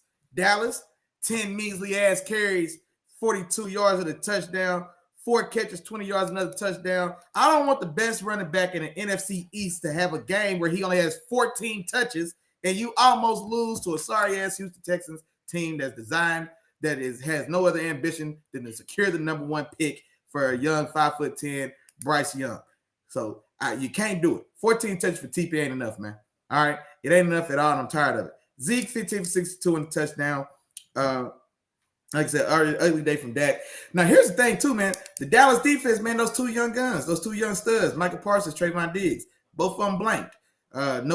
Sacks and interceptions. Like I said, if I'm talking about them and we talk about splash or difference making plays, man, it's one of those categories, and those are the ones those guys have. So neither for both of those guys, no sacks for the Dallas defense as a whole. And then, like I said, man, on the other side of that, Davis Mills, 16 for 20. Man, sounds a lot like Brock Purdy. 16 for 21, 175 and a touchdown. Jake Driscoll got some play in this game, 4 for 6, 38 and a touchdown as well. The young guy Damian Pierce, he's nice. They definitely need to put some around him. 22 for 78 and a touchdown as well. The guy I wanted to shout out, man, not a rookie, but just I didn't know this guy's name until I guess today when I had to go back and look who was the guy that picked off Dak all those times in that game. Tremon Smith, man. So Tremon Smith, shout out to you, sir. 2 interceptions in Jerry World. I can't even talk, man. In Jerry World, in primetime television. Like I said, man, so I imagine that was a career day for yourself. Congratulations, man. Happy for you. Like I said, 2 picks, got 2 of them things off of Dak in Jerry World, man, on primetime television. So shout out to you, sir. Gotcha. And just like I said, Willie Jack, I know we talked about this game before, and I expected Dallas to kind of pull away in the second half, but they didn't pull away at all. You know what I'm saying? I don't know if you remember when we talked about this on Chop Willie in the morning. It was we gonna say this is a blowout, basically. Yeah, at the end, but remember I told y'all like you did it at the end. I thought they was just gonna walk them. Yeah, because of the Houston pass defense. You know what I'm saying? That was something that I said, and Dak Prescott came out there and struggled, man. And that's what really worries me about this Dallas team. All the rest of the pieces that they have are set and ready to go. It's championship caliber. Dak, I don't care what nobody else say. Dak is the key. He is the key. If he can play well and get his play together, we talking about a championship caliber team, a real contender. If he can't, they go as far as that goes. Just, and no, I'm not gonna do it because I think about it all the time and it upsets me. You know what I'm saying? The way that the move was made years back. Anyway, but I'm not gonna jump into that. But what I will say is the pass defense did show up again for Houston. Doing what they need to do against Dak, making him struggle, making him make mistakes. You know what I'm saying? And the defense, it was the defense that sealed the deal for him. You know what I'm saying? They won this game for him because Houston actually got the ball. They got the ball back, and they were in the red zone, getting ready or trying to punch it in, and it was DeMarcus Lawrence and that front seven and those guys that stopped Houston from punching it in, which gave Dallas one more chance to kind of drive back downfield. And, of course, Ezekiel Elliott drives in or rushes for the game-winning touchdown. But the more I watch this, I'm like, look, Dak, if you're going to make mistakes like this, well then, all right, we got 2 backs. We give them both of them 20 touches. Both of them touching the ball 20 times. You know what I'm saying? We're not going to sit here and keep putting it in your hands for you to keep tricking it off and have the defense to come back and save you. No, you can't do that. You are paid and they treat you like a franchise quarterback, so act like it. You know what I'm saying? Stop teetering that line of whether you're going to be, you know what I'm saying, a guy or whether you're going to be down there with the like you said, the Kirk Cousins and all those guys. Play some ball. Yeah. We that's what we expect you to do, and they treating you like you can play some ball. So come out there and play some ball. I need to see some more from Dak Prescott, man. Come on, man, y'all. He's already that's already what he is, man. Dak Prescott is a rose by any other name. That's what I've been talking. Dak Prescott is already Kirk Cousins. Their numbers, their like statistical numbers or measurables are almost damn near identical. You know what I'm saying? And so he is Kirk Cousins. He is Ryan Tannehill. He is. Y'all know the names, man. Y'all know what I'm gonna say. He's already one of them. Because if you're not one of those ones, then you're one of that, or or the next level below that, which is like, you know what I'm saying. You're a guy that teams actively trying to replace. You know what I'm saying? But my thing is, if I got all these weapons, I ain't about to come out here and air the ball out 40 times for you to, you know what I'm saying, do this. I got a good offensive line in the run game. No, forget all that. We finna run this ball. I'm not about to rely on you if you ain't a guy. Point blank period. You know what I'm saying? I ain't about to build my team to rely on you. No, you got to get your game together, brother. You got come on with it. Chop at the talking that talk. Where he came in, he out there talking that talk a little bit, man. He ain't having it for Dak no more. But one more thing, man, before we get up out of this one, man. Shout out to Jalen Petrie, man. Ricky, safety, DB nickel from Baylor. I now plays the nickel defender combo safety for the Texans. Man, dude's been balling, man. Really come on. He had a strong game in this one as well. Like 10, 11 tackles. I think 1 for a loss. I mean, he's one of those guys where if you're looking for him, find the ball because he's there. You know what I mean? That type of player. So really, really like his game, man. And like you said, he's really been taking some really big steps in that Texas defense, honestly, especially like this last month or so of the season for sure. So shout out to you as well, sir. Gotcha. All right, Willie Jack, man, it's about that time, bro. I think it's about time for you to talk to him, pay these bills, man. Let them know what's going on, my brother. Hey, man. Hey, there you go. Look, man. Tonight's episode of Let the Film Speak brought to you by the handsome and intelligent brothers Willie Jack and Chop. Brought to you also by the good people at Let the Film Speak. Brought to you also by the good brothers of Real Deal STL Sports holding us down in the building. Also brought to you by the good brothers at No Vultures, the podcast, holding us down in the building. Also brought to you by the good brothers at Prospect and Precision Painting. You can find them across all major social media platforms, Prospect and Precision Painting. Now, they are an Atlanta-based paint restoration and drywall restore company, but they do travel. They can't get to a city near you. Look them up online. Like I said, across all those social media platforms, man, one more time, that is Prospect. Tap in with those guys, man, and do yourself a treat there. Also, man, I would be remiss. I shout out to my dog if we did not throw it back to the OG. The Three Amigos, man. Come on, you see what he said, man. That's like that, share, that, subscribe to Three Amigos. That's 3 a hard way. That's a 3-piece spicy. You cannot go wrong. Tap in with the dogs, man. The Three Amigos, man. Like, share, subscribe. Don't forget to ring that bell, man. You can't get to the penthouse. You don't ring the bell, big dog. Don't forget to ring that bell, man. Come in here and kick it with your dogs, man. Y'all know what's going on, man. Wednesdays at 7 o'clock, we're right in here. Getting real busy. You know what time it is because ain't nobody got no watch on, man. Wednesdays at 7, follow here with your dogs, man. We appreciate the love and support as always. You see what my dog got going on. And without further ado, back to the regularly scheduled programming, man. Come on now.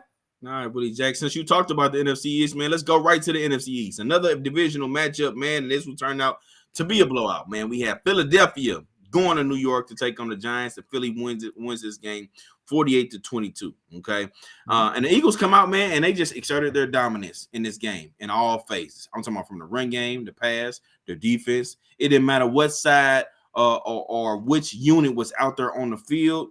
They were better than the Giants. You know what I'm saying? All their units was better than the Giants. You know what I'm saying? So that's what it looked like. And if I haven't, actually I did see it because you asked me about the top 5. So I'm gonna reiterate it, man. The Eagles are the best team right now in the league. They're the best in the league right now, and they continuing to show it week after week. And it's starting to get to a point where they just dominating teams. Now they were in a little bit earlier, then they went through a little bit of a phase where teams were playing them a little close and giving them a few problems. But now they just running through teams, man. It's like, you in the way? All right, let's go ahead, take care of this business. And they mean business. They not letting up on nobody. You know what I'm saying? They putting their foots on everybody's neck. It's like when you playing Madden with the all Madden team. That's what it looks like when you watching it. You know what I'm saying? Yeah. Not to say that every single person is better than every single person on every other team or who they going against, but when you look at it on the field, it just looks like it's an all Madden team. The Eagles show up. There's times where the Eagles look like a runaway train. Ain't nobody stopping a runaway train. Hey, and when that train is coming across them tracks, man, you either better get about that way. I'm gonna tell you that right now. Better get out the way. And it's like the offensive line, whoever's on their offensive line, whoever the front 7 is, they going against, they moving them out the way. You know what I'm saying? It's just like it is just what it is. You know, Miles Sanders had a good game this game, and I gotta give Jalen Hurts his credit, man. He's throwing the ball pretty well too. He's throwing dimes. He's throwing the ball. He's putting it in very, very good places, man. Being very accurate with the ball. Hey, they just got it going in all facets, and the defense just locking up. You know what I'm saying? The defense is locking up. Now, I gotta say this. You know what I'm saying too. You know what I'm saying. Me and Willie Jack been talking about this. 4 games left. My dogs need to win 3 of them. You don't say. What's the last 3, Chop? I'm gonna tell you like this, man. Look, the Giants, I got you in a minute. I got you, Willie Jack. I promise I do, bro. I ain't gonna I'm a realist. I am a realist. But look, the Giants, they don't have to fight hard for a playoff spot right now, coming down the stretch. They're gonna have to fight real hard. Of the last 4 games, they gotta see Washington, and which that's a divisional matchup. You know that's gonna be a tough one. They tied with them already. We know what they did this spot. We know what's going on. Yeah, so you know what happens with that.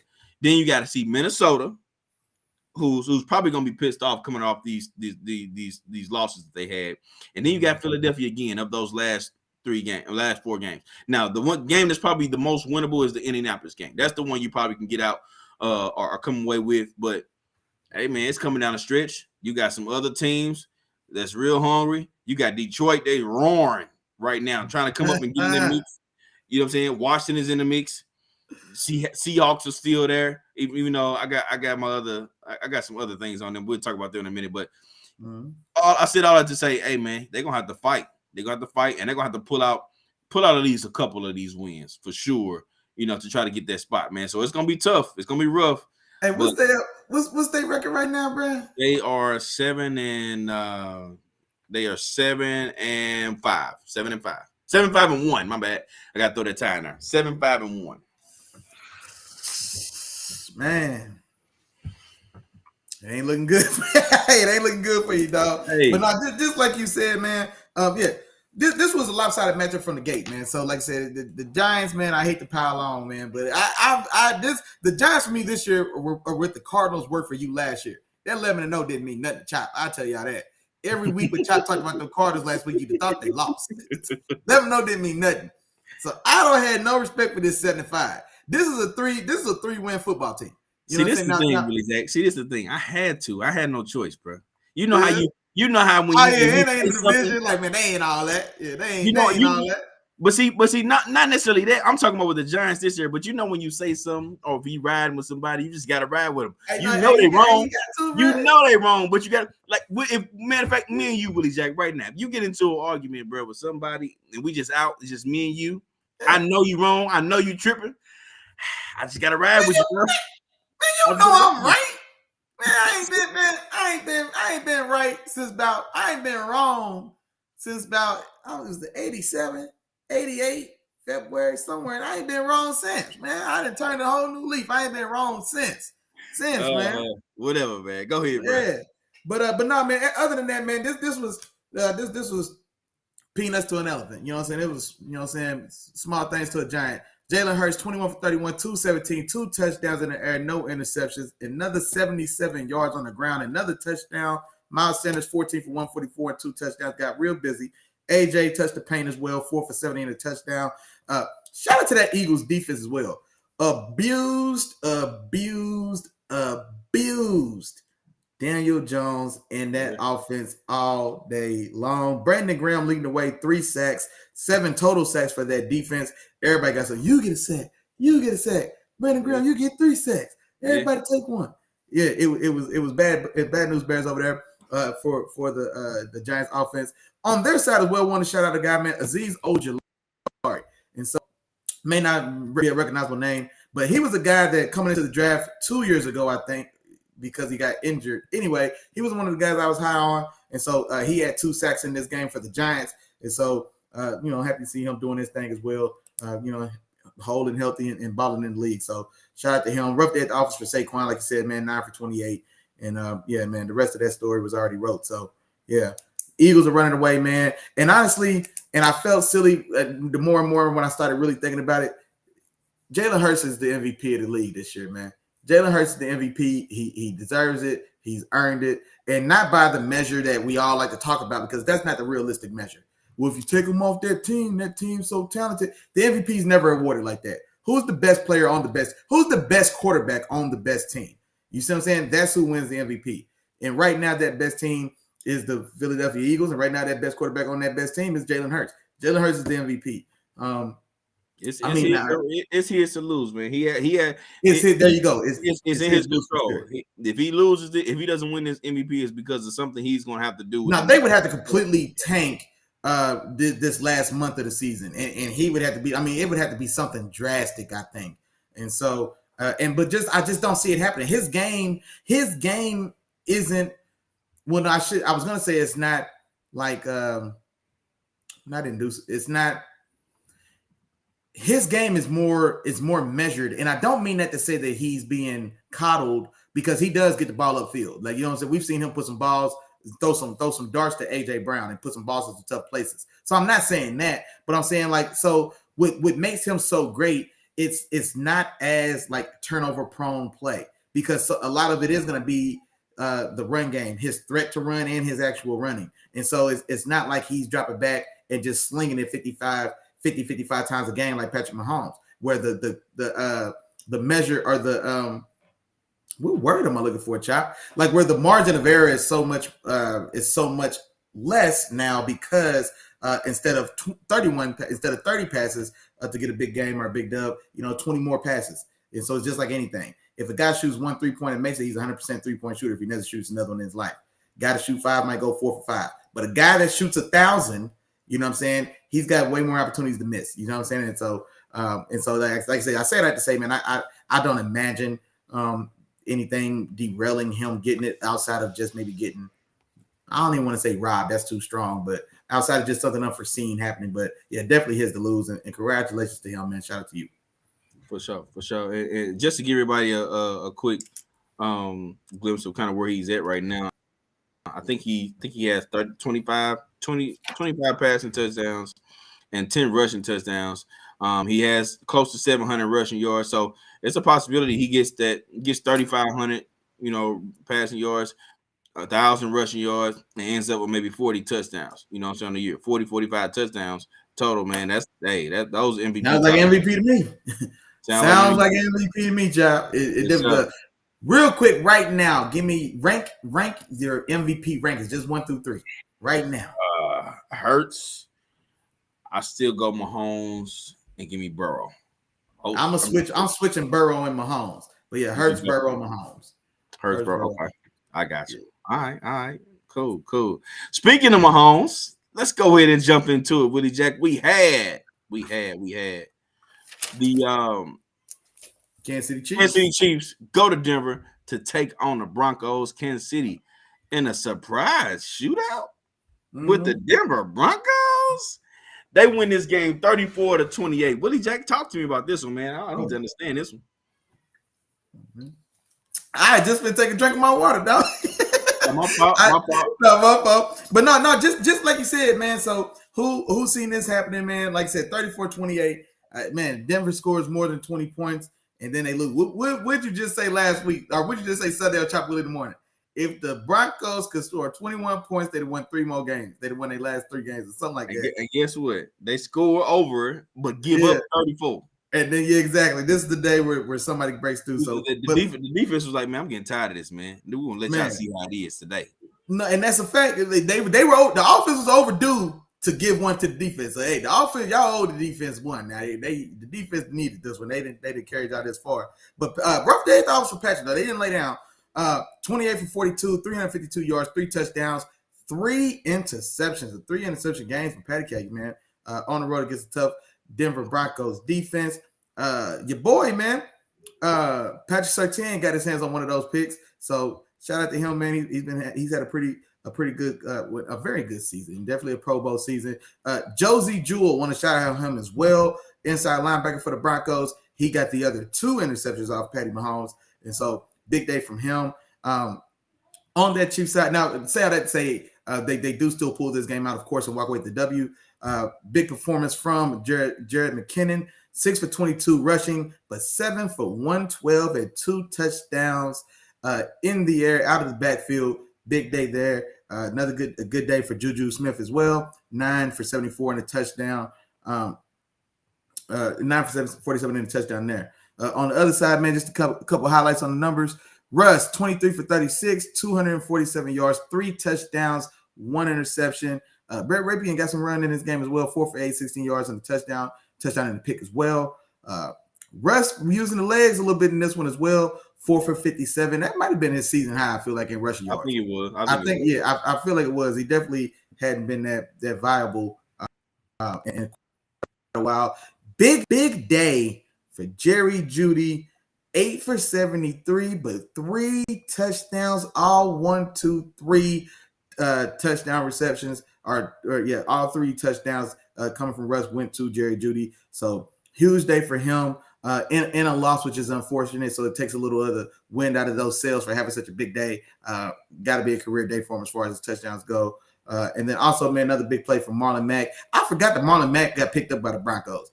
He was came in the class of Kareem Hunt. I always remember because I had him rated above Kareem Hunt. I had him then Kareem Hunt. They were both behind, I think, whoever number 1 and number 2 were. They were 3 and 4. I missed on that one. It still bothers me. Anyway, was long time or was a starter for the Colts. Didn't really pan out, bounced around just a little bit. Now he's with Denver, but has a big play in this one. Has a 66-yard touchdown, and so like I said, when it happened, I was like, oh damn, I forgot he was still around. You know what I mean? So shout out to you, sir. But like I said, man, all told, man, close but no cigar. Fought hard, fought well, still came up short. Lose to the Chiefs, man, 34-28. Yeah. And speaking of Marlon Mack, man, he had some pretty solid years in Indianapolis, man. And it made me feel like the injury, but like he just couldn't really get going. Yeah. And it made me feel like why he ain't playing. You know what I'm saying? You lost Javonte Williams, you got rid of Melvin Gordon. Mm-hmm. Play him. Why bring over Latavius Murray, who's about maybe 30 something right now? You know what I'm saying? Let Marlon Mack get some spin, man. He's healthy now. You know what I'm saying? Give him some spin. Let him play. Let him ball. Let him do his thing. Yeah, and then we go from there. You know what I'm saying? That's just what it is. Now, he didn't start off with Denver. He was with Houston. So they brought him over there. But, you know, that's what I want to see, man. Let him spin. From this point out, let him spin the rest of the season, man, and just see how he does. Maybe he lands him another job with his performance for the rest of the season. You know what I'm saying? So that's one thing. But overall in this game, Willie Jack, I just feel like overall this game was weird. You know, this game was weird. It's a divisional matchup, and this is not what you expected to see. You know, is a shootout between these two teams. Denver ain't put up 20 points all year long. Thanks. They ain't put up 20 points all year long, and then this week they come in and they show a little bit of explosiveness. Now they got a little bit of help because they got some turnovers this game, in which they definitely helped them out, but they ain't did this all season long. You know what I'm saying? All season long, they made this a game, and sure enough, I was thinking like Willie Jack was like, I don't know about this Denver team, man. You never know what they can do. Hey, I did say like, man, it smells like this could be upset. I did say that. Yeah, but of course, we didn't think it was gonna be a shootout, but but still, I know you. That was something that you were thinking about, and felt like I don't know, this could possibly be the game. But all in all, man, the Kansas City they take care of business. They was like, oh, we need to step it up. You know, and they turned on and did what they need to do and made the right plays in the right situations, which allowed them to come away with the W in this game, man. So, shout out to Kansas City for coming away with this one, man, and holding off that division. Well, not holding off the division, but holding off a divisional opponent, you know, in this particular game. So shout out to them. All right. Yeah. On to the next one, Willie Jack. And this one, I'm going to go to Seattle, man. I'm going to go Carolina. They go to Seattle to take on the Seahawks. Carolina come away with this W, man, 30-24. All right. And I'm going to go ahead and I'm going to get out your way, Willie Jack. But I'm going to say this, man.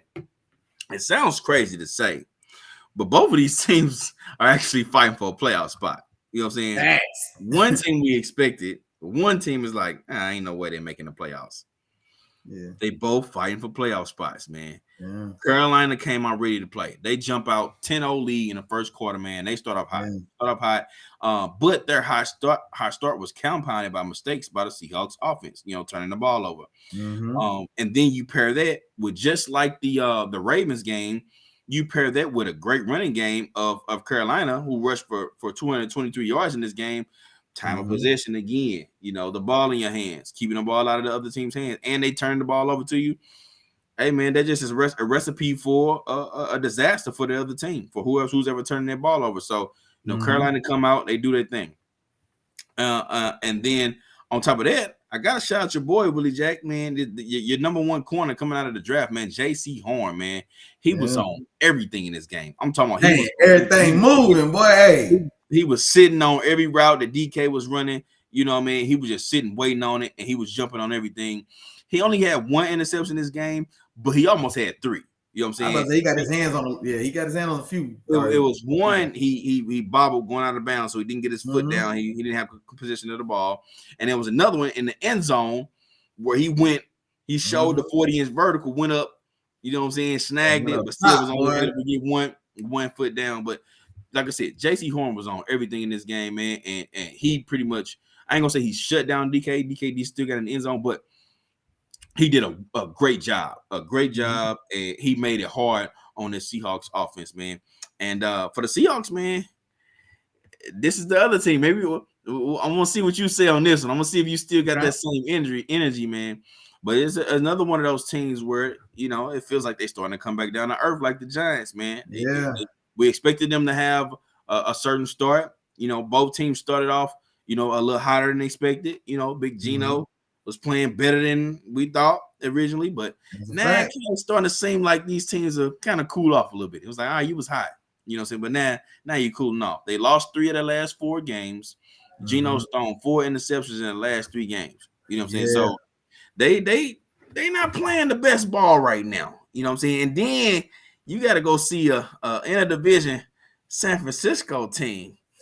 You know what I'm saying? This week on primetime Thursday night football in the short week, man. I want to see what's going. Hey, man, they fighting for a spot, man. Like I said, they one of those teams fighting for a spot, so they got a tough road too. You know, so they're gonna have to get together if you want to get in the playoffs. No, for sure, man. And honestly, you hit the nail right on the head on this one, man.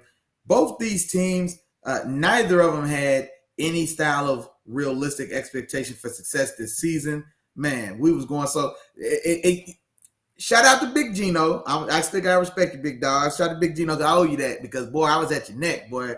I was on you. You know what I mean? And so, man, hey, you went out there and got out the mud, boy, and earned my respect for sure, man. And so, I want to say all that the preface what I'm about to say, but 3 of the last 4 losses, and honestly, there's a direct correlation between Gino turning over the ball and these losses. You know what I'm saying? I mean, so even in what he's got. What did you just say? 4 interceptions in that span as well? 4 interceptions in the last 3 games, yeah. 4 interceptions in the last 3 games. And honestly, there was another interception in last week's game in the end zone. They ended up getting overturned. They ended up getting overturned on like a penalty or for something. It got overturned after they ended up salvaging and getting 3. But that was an interception all day long. It was a terrible throw into the end zone. I think he was trying to force one to DK. Easy interception. It was 3. Was that the Raiders? Whoever it was, whatever. But a very bad interception that didn't hit the stat sheet. And so, like I said, it could have been worse. And so this right here, you know what this makes me think of right now since you just said this? This is it. I feel like Dak Prescott. I feel like it's reminiscent of Dak Prescott and what you just said because Dak Prescott, much like all those guys that I always talk about, let's say a Jimmy G, they thrive in like execution of a well-oiled system or execution of a well-oiled machine. And so if we also take a look at, okay, so what's changed with this team or what's going on, the influx and interceptions, there's no more running game.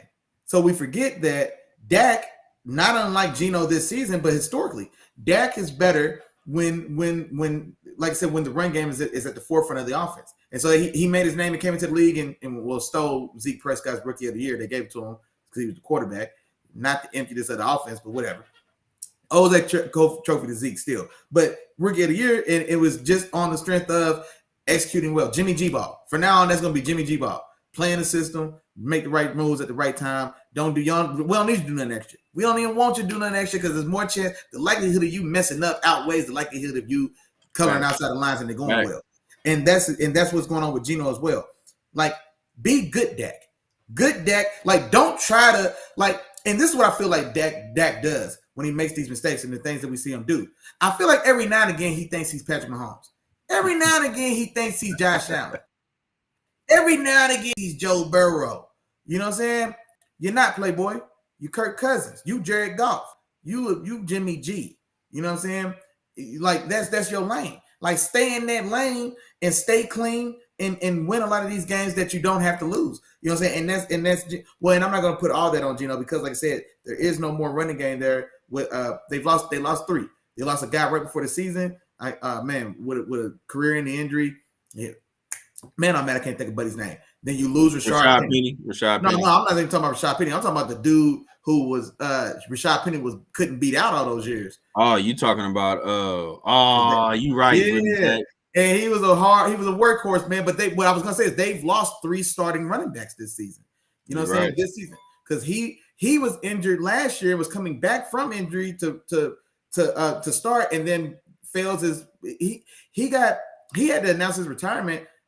It felt like it was like a week and a half before the season started. He had every intent of playing, then he gets diagnosed with a season-ending injury or condition or something. I think he was like a broken neck or something that's, it's not safe for him to play anymore.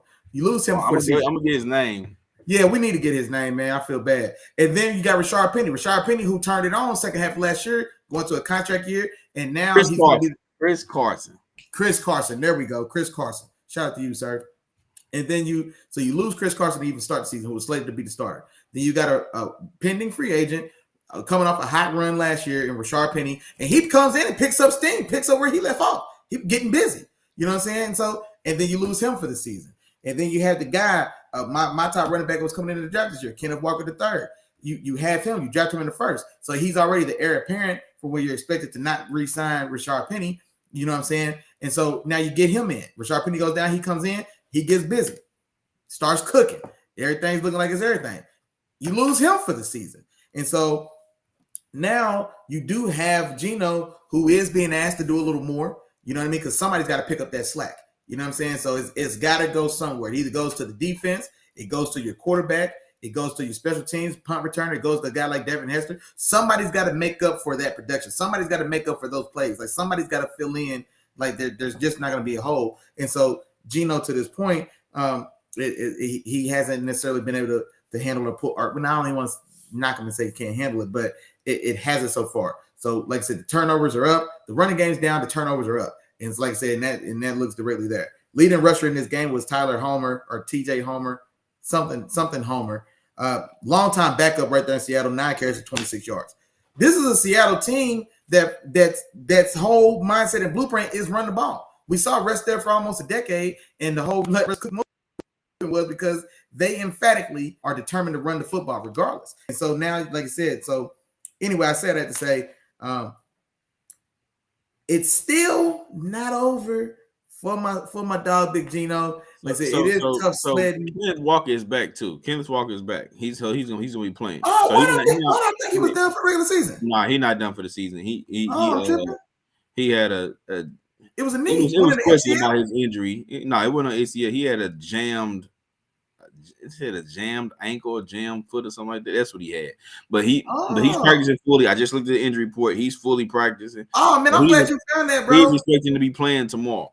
So, okay, no, I'm really glad you found that. Oh, I'm glad you said that as well when we get into that game because I mean, well, you know, it's still everything I said still applies because now with him coming back, now I don't know about tomorrow, but now with him coming back, let's say next week, because now he has the mini bye week as well. You get 10 days between this game and the next one, and so maybe I don't know what it's gonna look like tomorrow, but maybe next week is maybe when we see really where he's at, and then also then we get to see what effect that has on turnovers and Big Geno.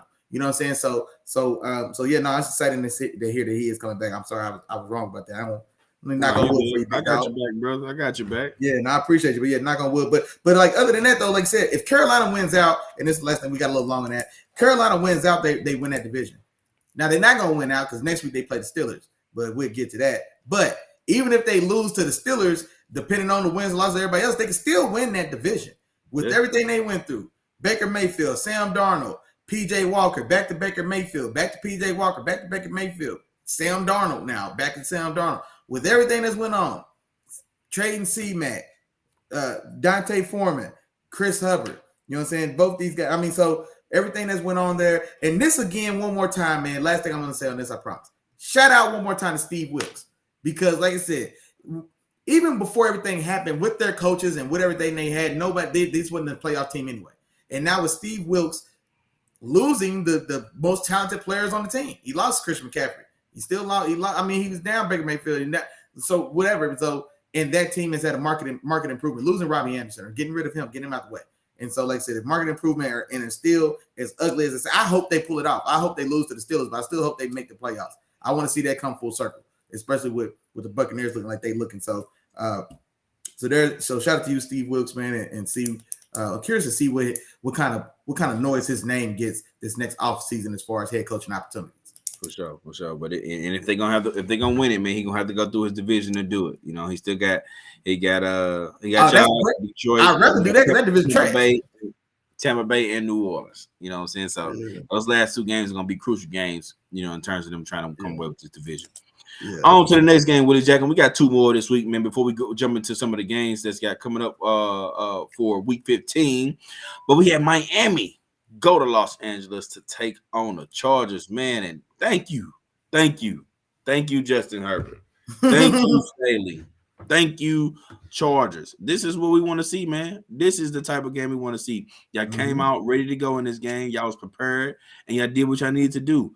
Mike Williams was very big for them coming back in this game, man. made some big key catches, you know what I'm saying, and looked to be the person that they were missing, you know what I'm saying, the other piece of this offense. You know, they got their Keenan Allen back. They had him back for a few weeks. But adding Mike Williams to this added what they needed for this particular offense. Then you also have your Austin Eckler's, you know what I'm saying, those running backs they can continue to use. You know what I'm saying? The offense just looked a lot more fluid, a lot more dynamic, and they were able to do what they needed to do, you know, on offense. And just Herbert was just, you know, operating, you know, the way he needed to. And you continue to see the arm talent each and every week, man, dropping dimes, you know what I'm saying, dropping some dimes. But I just want him to get it all together, bring it all together. Once you get that entire game together, man, we're talking about a guy, man. The sky's the limit for him. You know what I'm saying? The sky's the limit. You see, on the other side of that, there's 2 in a row for Miami, man. Man, that's another ugly one, man. Now, the thing. This is the thing with Miami too, Willie Jack, is I still think they're dangerous. I still think that at any given moment, if they catch fire, you know, it's trouble for anybody because their offense is so explosive. I think they may have the most explosive offense in the league when they get going. You know, so between Tyreek, Waddle, and all those guys. Like when they put up points, they can put them up fast. You know what I'm saying? If they can get it going. Now, are they going to be consistent? Do I trust it? Nah, that's debatable. You know what I'm saying? Do I trust them to get hot and do what they need to do against some of those top teams in the playoffs? You know what I mean? I don't necessarily know if I can see that. You know what I'm saying? But are they capable? Do you got to respect them once you see them on your schedule? You damn right. You know, you better bring your A game and you better be ready for those guys because if not, that 3-yard slant gonna turn into a 70-yard touchdown. You know what I'm saying? And then we've seen it. It ain't just Tyreek Hill and Waddle. It was a third screen that started off the game against San Francisco. The first play of the game, he went for about 74 touchdowns. So, hey man, they can hit you from all different ways, and they still got Mostert over there too. We know Mostert runs. He may be one of the fastest guys on that team. You know what I mean? So they got some weapons. They are dangerous. They can do some things. They can cause some damage, but they got to get it together now, man. They got to get together. Tua was playing some really good ball. He has to turn it around and get back going and get this team going because he's going to be the catalyst for this team. But good win for the Chargers, man. A much needed win. They're still trying to fight. They got a chance. They still got a chance to make one of those wild card spots, but they're going to have to win. They got to win. These last 4 games is crucial for the Chargers. So good win for them, man. They look pretty solid, and I'm anxious to see what they're going to do these next few weeks. Ain't no more buys now, Willie Jack. Ain't no more weeks off. Ain't nobody got no more weeks off, man. Even playing field. Everybody playing. Hey, and we're going to see who make the playoffs, man. Good, nah, for sure. And I'm gonna go ahead and tighten up, man, and keep us pushing. But no, everything you said is correct. And the bigger thing for me, well, definitely kudos to the Chargers, kudos to Justin Herbert, kudos to Brandon Staley as well, because just like you said, this is definitely if they're gonna have designs on the postseason, then this was a must-win game. An AFC opponent for one, another opponent that's fighting for the same wild card spot you are. So now you got a tiebreaker as well now, depending on how this thing finishes out. And so it was a very, very, very big win. You couldn't have won it. You couldn't have lost this game if you're the Chargers and have a realistic chance to make the playoffs. And so they show up and show out when it's time to. Big day for Mike Williams, man, 6 for 116 and a touchdown. And then on the other side, man, this is still just, I don't know, man. Ever since that Niners game, and then compounding the crime, man, coming right back to a Chargers defense and looking as badly as it's looked. I don't know what's going on there. 10 for 28, 145, 1 touchdown. That was Tua Tagovailoa stat line. That was Tua's stat line. Tyree did get loose, of course, 4 for 81, 60 yards of that being a house call. But then other than that, man, more in check all the way around. And so still with all that said, man, still a game that was a 1-score game. They still, it's still close. It goes down to the wire. But no, I'm getting less and less. I'm getting less confidence in the Dolphins. So now, like, they're still dangerous, but they're no longer a contender for me. Like, I don't see them in the AFC Championship. Like, so if you can't even get to the AFC Championship, then I can't even consider you a contender. And so I don't see them getting past the second round. Like, I can see them winning. Ooh, no, I don't know how those matchups are going to fall. Who's going to be the number 2 seed? It'd be Kansas City. Ooh, I pay to see that one. Yeah, if that's a 2-7 matchup, Kansas City and the Dolphins, boy, that could be pay-per-view. Yeah, and then now that's a game they can actually win. Nah, Patty ain't losing. Not in KC. Not in KC, bro. Yeah, Patty ain't losing to them. I ain't even worried about it being in KC. But yeah, Patty ain't losing the wild card. Yeah. But anywho, man, like I said, I don't think they're a dark horse contender anymore. If anything, like they could win a wild card game depending on how the matchups finalize and fall. They could win a wild card game, but I think the realistic, the high point of their season, what I see them doing is to maybe spoil somebody else's Super Bowl run because they get upset in the wild card, but they're not going too much further than that. Like I said, I just don't like what I'm seeing for Tua. Don't like the ineptness of that offense now 2 weeks in a row. I'll give you the San Francisco 49ers defense making you look bad. I'm not going to give you a Chargers defense that gives up consistent points for the bulk of the season. So I'm not going to give you that, and not 2 weeks in a row, especially now if you're going to be a real contender. And so, but yeah, other than that, man, just kind of curious to see how the Dolphins finish up their season now that it's getting to crunch time. For sure. And last but not least, Willie Jack, let's wrap up week 14, man. Put a bow on it, man. We had New England going to Arizona to take on the Cardinals. New England win this game 27-13, Willie Jack. But me and you both picked Arizona in this particular game.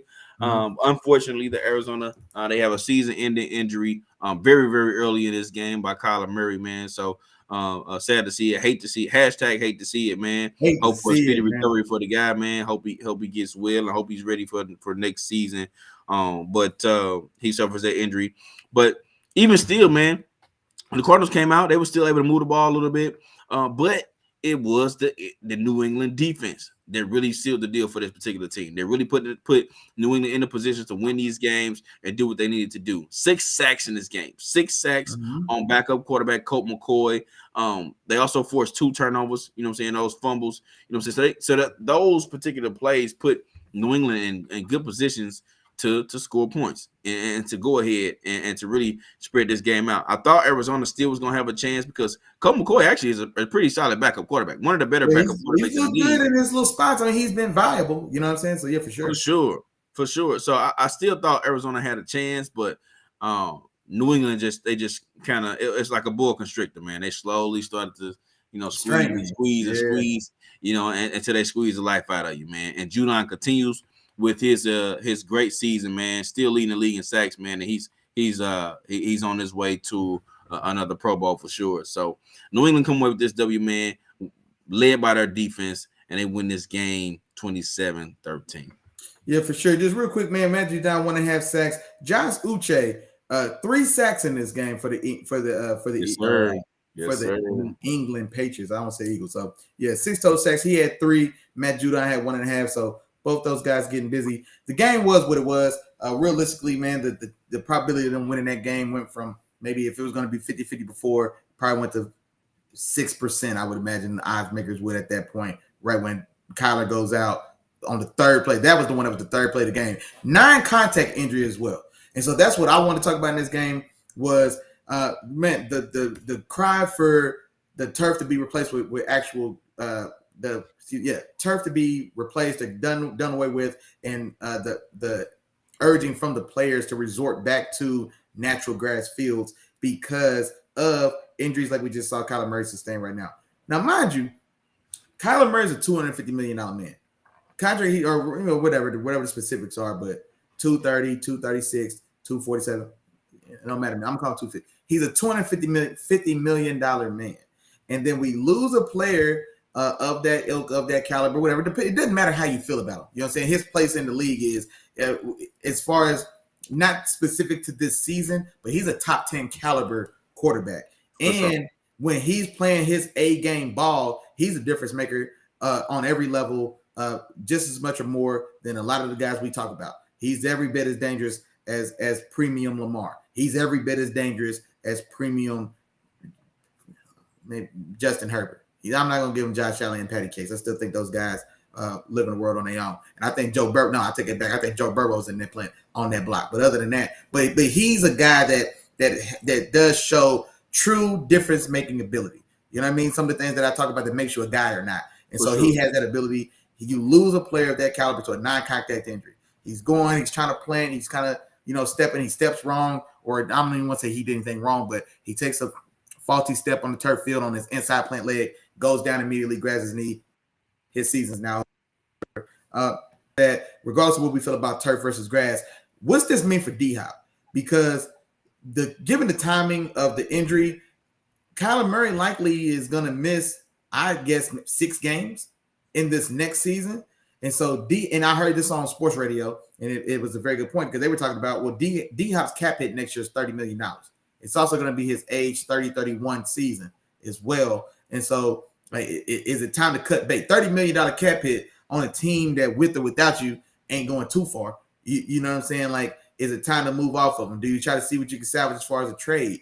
But then there again, though, I don't know who's going to trade for D-Hop and pick up a $30 million cap hit as well. And so realistically, we could be looking at D-Hop's last season in the Cardinals, and it's terrible how it ended. It started so hot. He gets to Houston for a bag of Skittles and 2 pieces of Bubblicious. He goes crazy. Him and Kyler awaken and go 11-0, and he get the city fired up. Then he gets popped for steroids. You know what I'm saying? He misses 6 games. He comes back. He comes back with something on his mind. He balls. He's been balling. He's balled this last month that he's been back. And then now you lose your quarterback. You know what I'm saying? So, man, what a crazy turn of events. And so, but just your thoughts there. But looking at that season and looking at that cap, I don't see what reason we want to keep him for $30 million on a team that's still going to struggle to win 8 games regardless.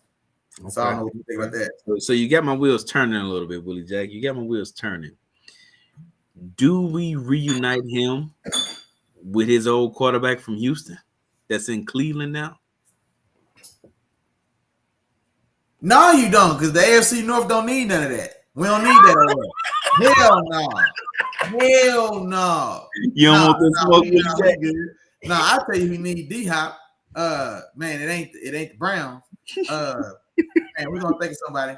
The funny part is the other team I was thinking about was Baltimore. I know. I was just gonna say that too. Like, oh damn, Baltimore. Yeah, I was like, yeah. Well, no, we don't need that. If he's got to go to 1, I'll send him to Baltimore. If he got to go to 1, because they ain't gonna maximize him. But definitely should be a market for him regardless. Once he gets cut, nobody's gonna trade a $30 million cap hit. I just don't see that happening for anybody that's not a quarterback. You might sign it, but you don't trade for it. And so I'm curious to see where he goes, man, next season. All right. Well, Willie Jack, man. Assuming, of course, that they maybe do move on. Okay.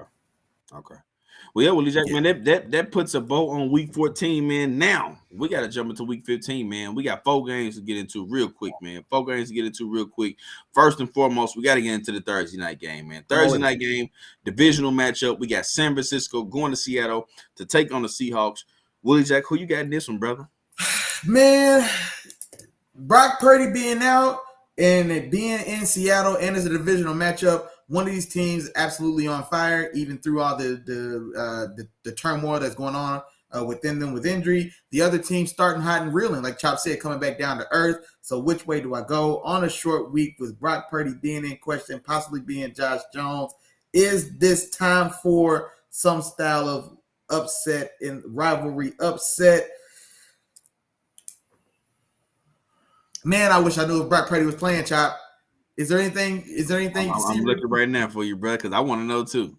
I feel like I got to know if Brock Purdy's playing. Right now, it still shows that he's questionable, man. He's still questionable. Deebo Samuel is out. You know what I'm saying? We do know that for sure. But yeah, right now he's questionable for this game, man. I'm gonna go ahead and play the safe money, man. I'm gonna go ahead and take San Francisco unless we get some news within these next 22 hours that Brock Purdy's not going to make it, man. I might have to hit you up on the bat line. But I'll take San Francisco at this time. And I'm not going to lie, man. I don't know why this ugly score popped in my mind, but I'm going to write it down. 22-19 San Francisco. Okay. 22-19 San Francisco, man.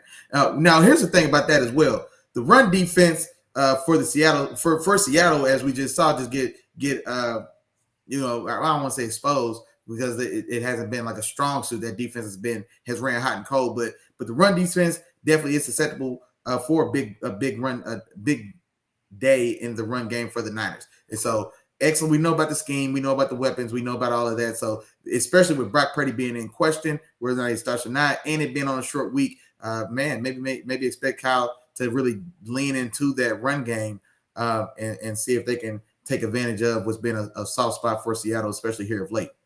Got you. And that's what I expect, Willie Jack. So for me, honestly, man, it don't really matter who's their quarterback for me, man, because I think that San Francisco is just that good, in terms of what they can do on offense. I think they do develop the run.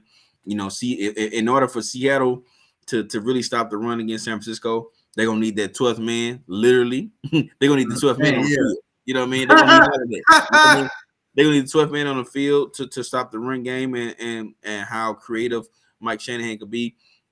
But then also on the other side of it, I don't know how explosive Seattle can actually be, man. Especially because that San Francisco defense for real. You know what I'm saying? That ain't no off weeks when you're going against that San Francisco defense. You know what I'm saying? Nick Bosa liable to have a day now Thursday night. Boy. Yeah. They better have their blocking schemes all lined up and ready to go, man. Because one, this is a game they need. Seattle needs this game. Oh, absolutely. They don't have any more game for sure. But it's just unfortunate that they need this game against San Francisco. You know what I'm saying? So on both sides of the ball, man, I like San Francisco. I think I give them a little bit of the edge. I do expect Seattle to put up a little bit of a fight, make this a competitive game. But we all know it's Thursday night too. Anything happens on Thursday night. Man, you know what I'm saying? So give me 24-20, my final score of this game, man. I make it a little bit close. I got San Francisco over Seattle on this one, Willie Jack. Gotcha. Let's go Saturday. What we got? Okay, first game on Saturday. It's the 12 o'clock game, man. We got Indianapolis going to Minnesota to take on the Vikings. Give me Minnesota in this game, Willie Jack. Short and sweet, man. Indianapolis is struggling. Jeff Saturday, he had the one game, but now it's a little bit of a fall off for him, man. They're going against a team too coming off a tough couple losses, but still, I think one of the better teams. I think their offense is still going to be explosive. I think some guys are going to want some get back this week, especially Dalvin Cook after the terrible game he's had. Now this Indianapolis defense still, especially the run defense, is not a slouch. It's not anybody that can just run through easily. But I do think they have a little bit more than what Indianapolis will be able to handle in this particular game. But I'm anxious to see what Jonathan Taylor is going to look like, man. If Jonathan Taylor comes out ready to go and he runs this ball pretty well, he can make this interesting. So, but anyway, I'm going Minnesota in this game, man, and I'm gonna go 27-20 in this game. 27-20. Indianapolis put up 20 points, and but they still come up with the loss in this game. No, I'm not gonna lie, man. I think it's gonna spread out a little bit more, and I'm gonna go quick, man. Cause I know we're pressing up against the time. I'm gonna take Minnesota in this one, 30-16. And so I think, just like you said, Minnesota's definitely got a terrible taste in their mouth right now. And Indianapolis just come to the crib and get that off. So I definitely got this one spreading out a little bit. I think there's gonna be a point in this. No, I'm not gonna lie. I think once Minnesota kind of like settles into their groove and starts rolling, I think they widen this thing on out.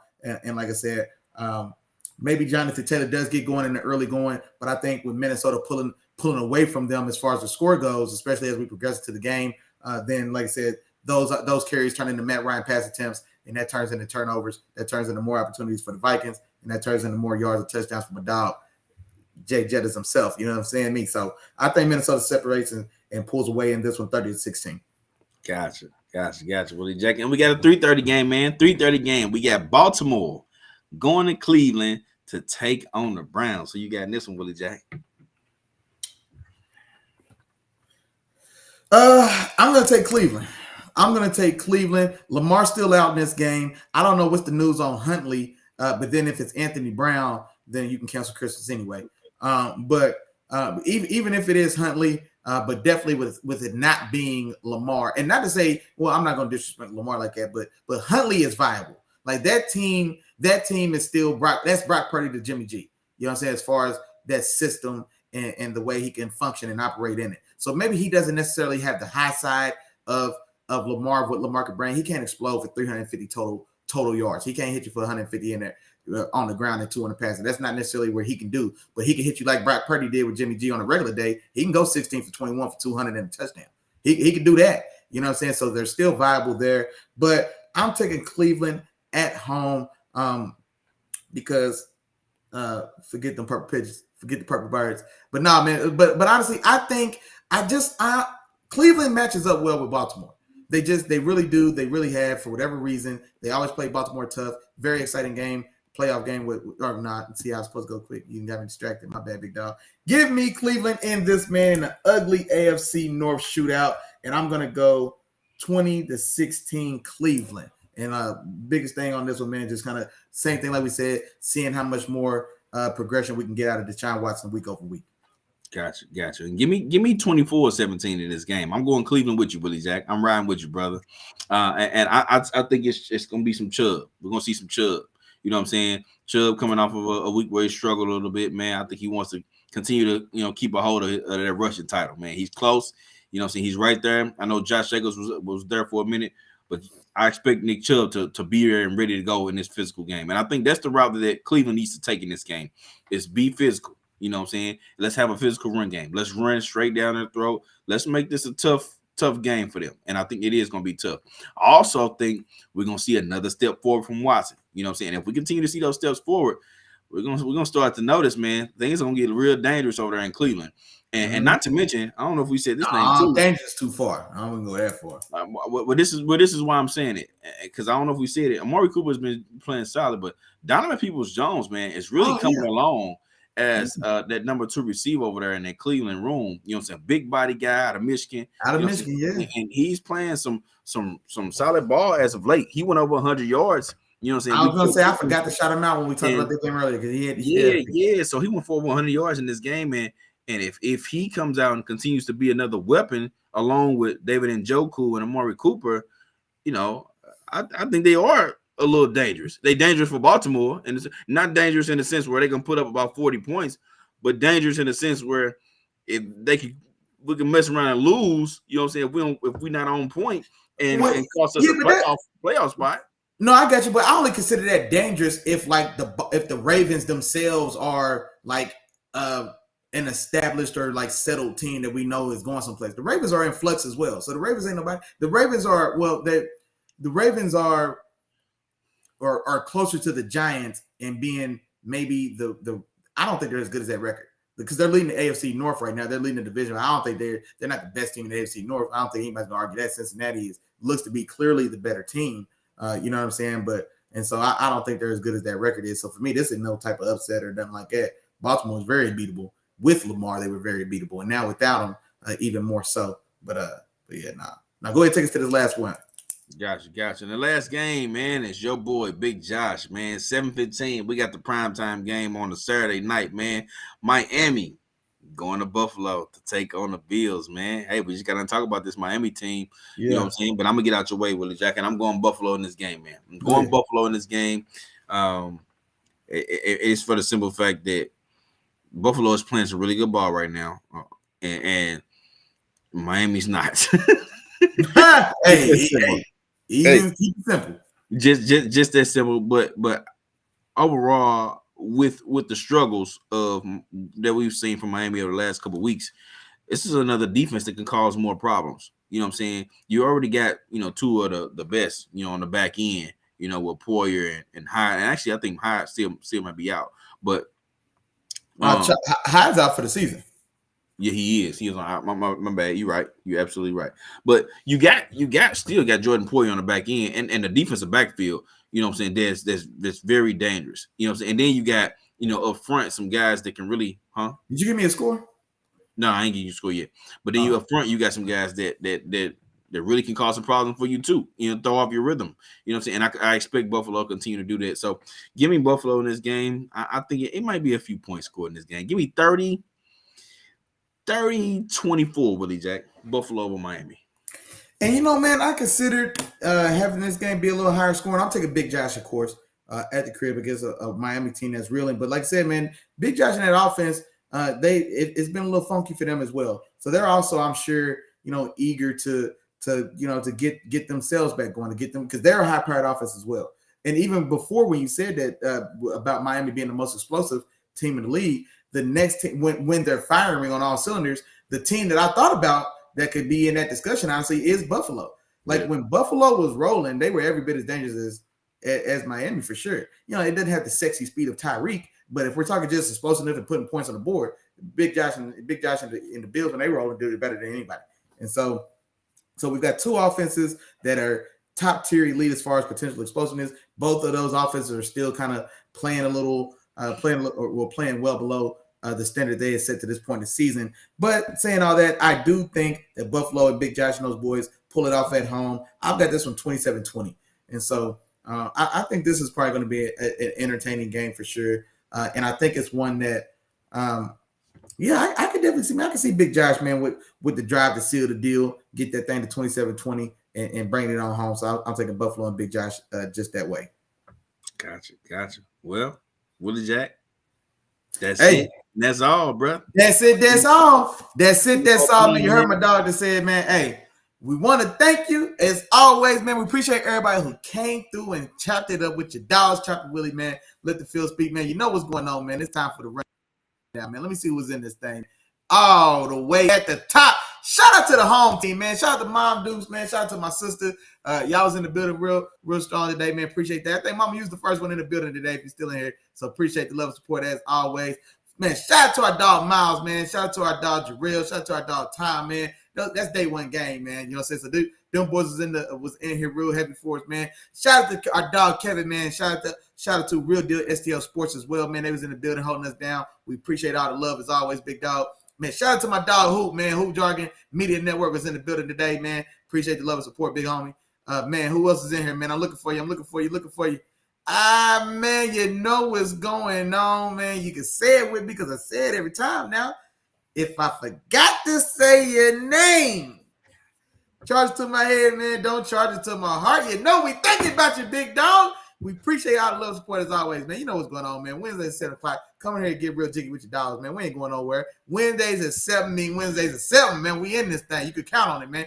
Be here, get in here, get real comfortable with us, man. We're going to do what we got to do, man. Don't forget to circle back, man. Sunday, man, the morning show. Chop Willie in the morning, man. Get your day started right, man. Get your football Sunday started right, man. Get in here and chop it up with your dogs, man. We dropping jewels on there, man.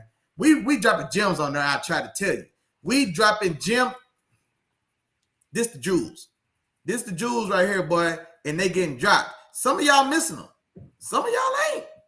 But some of y'all are. Don't do it, man. Don't be on the wrong side of history, man. Sundays at 10 o'clock, tap it with your dogs, Chop Willie in the morning, man. I'm going to say it one more time anyway, man, because y'all know what's going on, man. Always don't forget to circle back to the home team, to the home program, man. Wednesdays at 7, man. Like I said, appreciate everybody coming through, man, sincerely. Everybody had fun. Be safe, man. Lots of football this week. Tomorrow, Saturday, Sunday. What more do you want from me? Football, look at that. It's like, what more do y'all want from me? What more do you want? Come on, man. So it feels like we got 4 extra games this week, man, between Thursday and Saturday. So excited for that. Man, appreciate the love and the support as always. Y'all be easy. Y'all be safe, man. We appreciate it. Peace.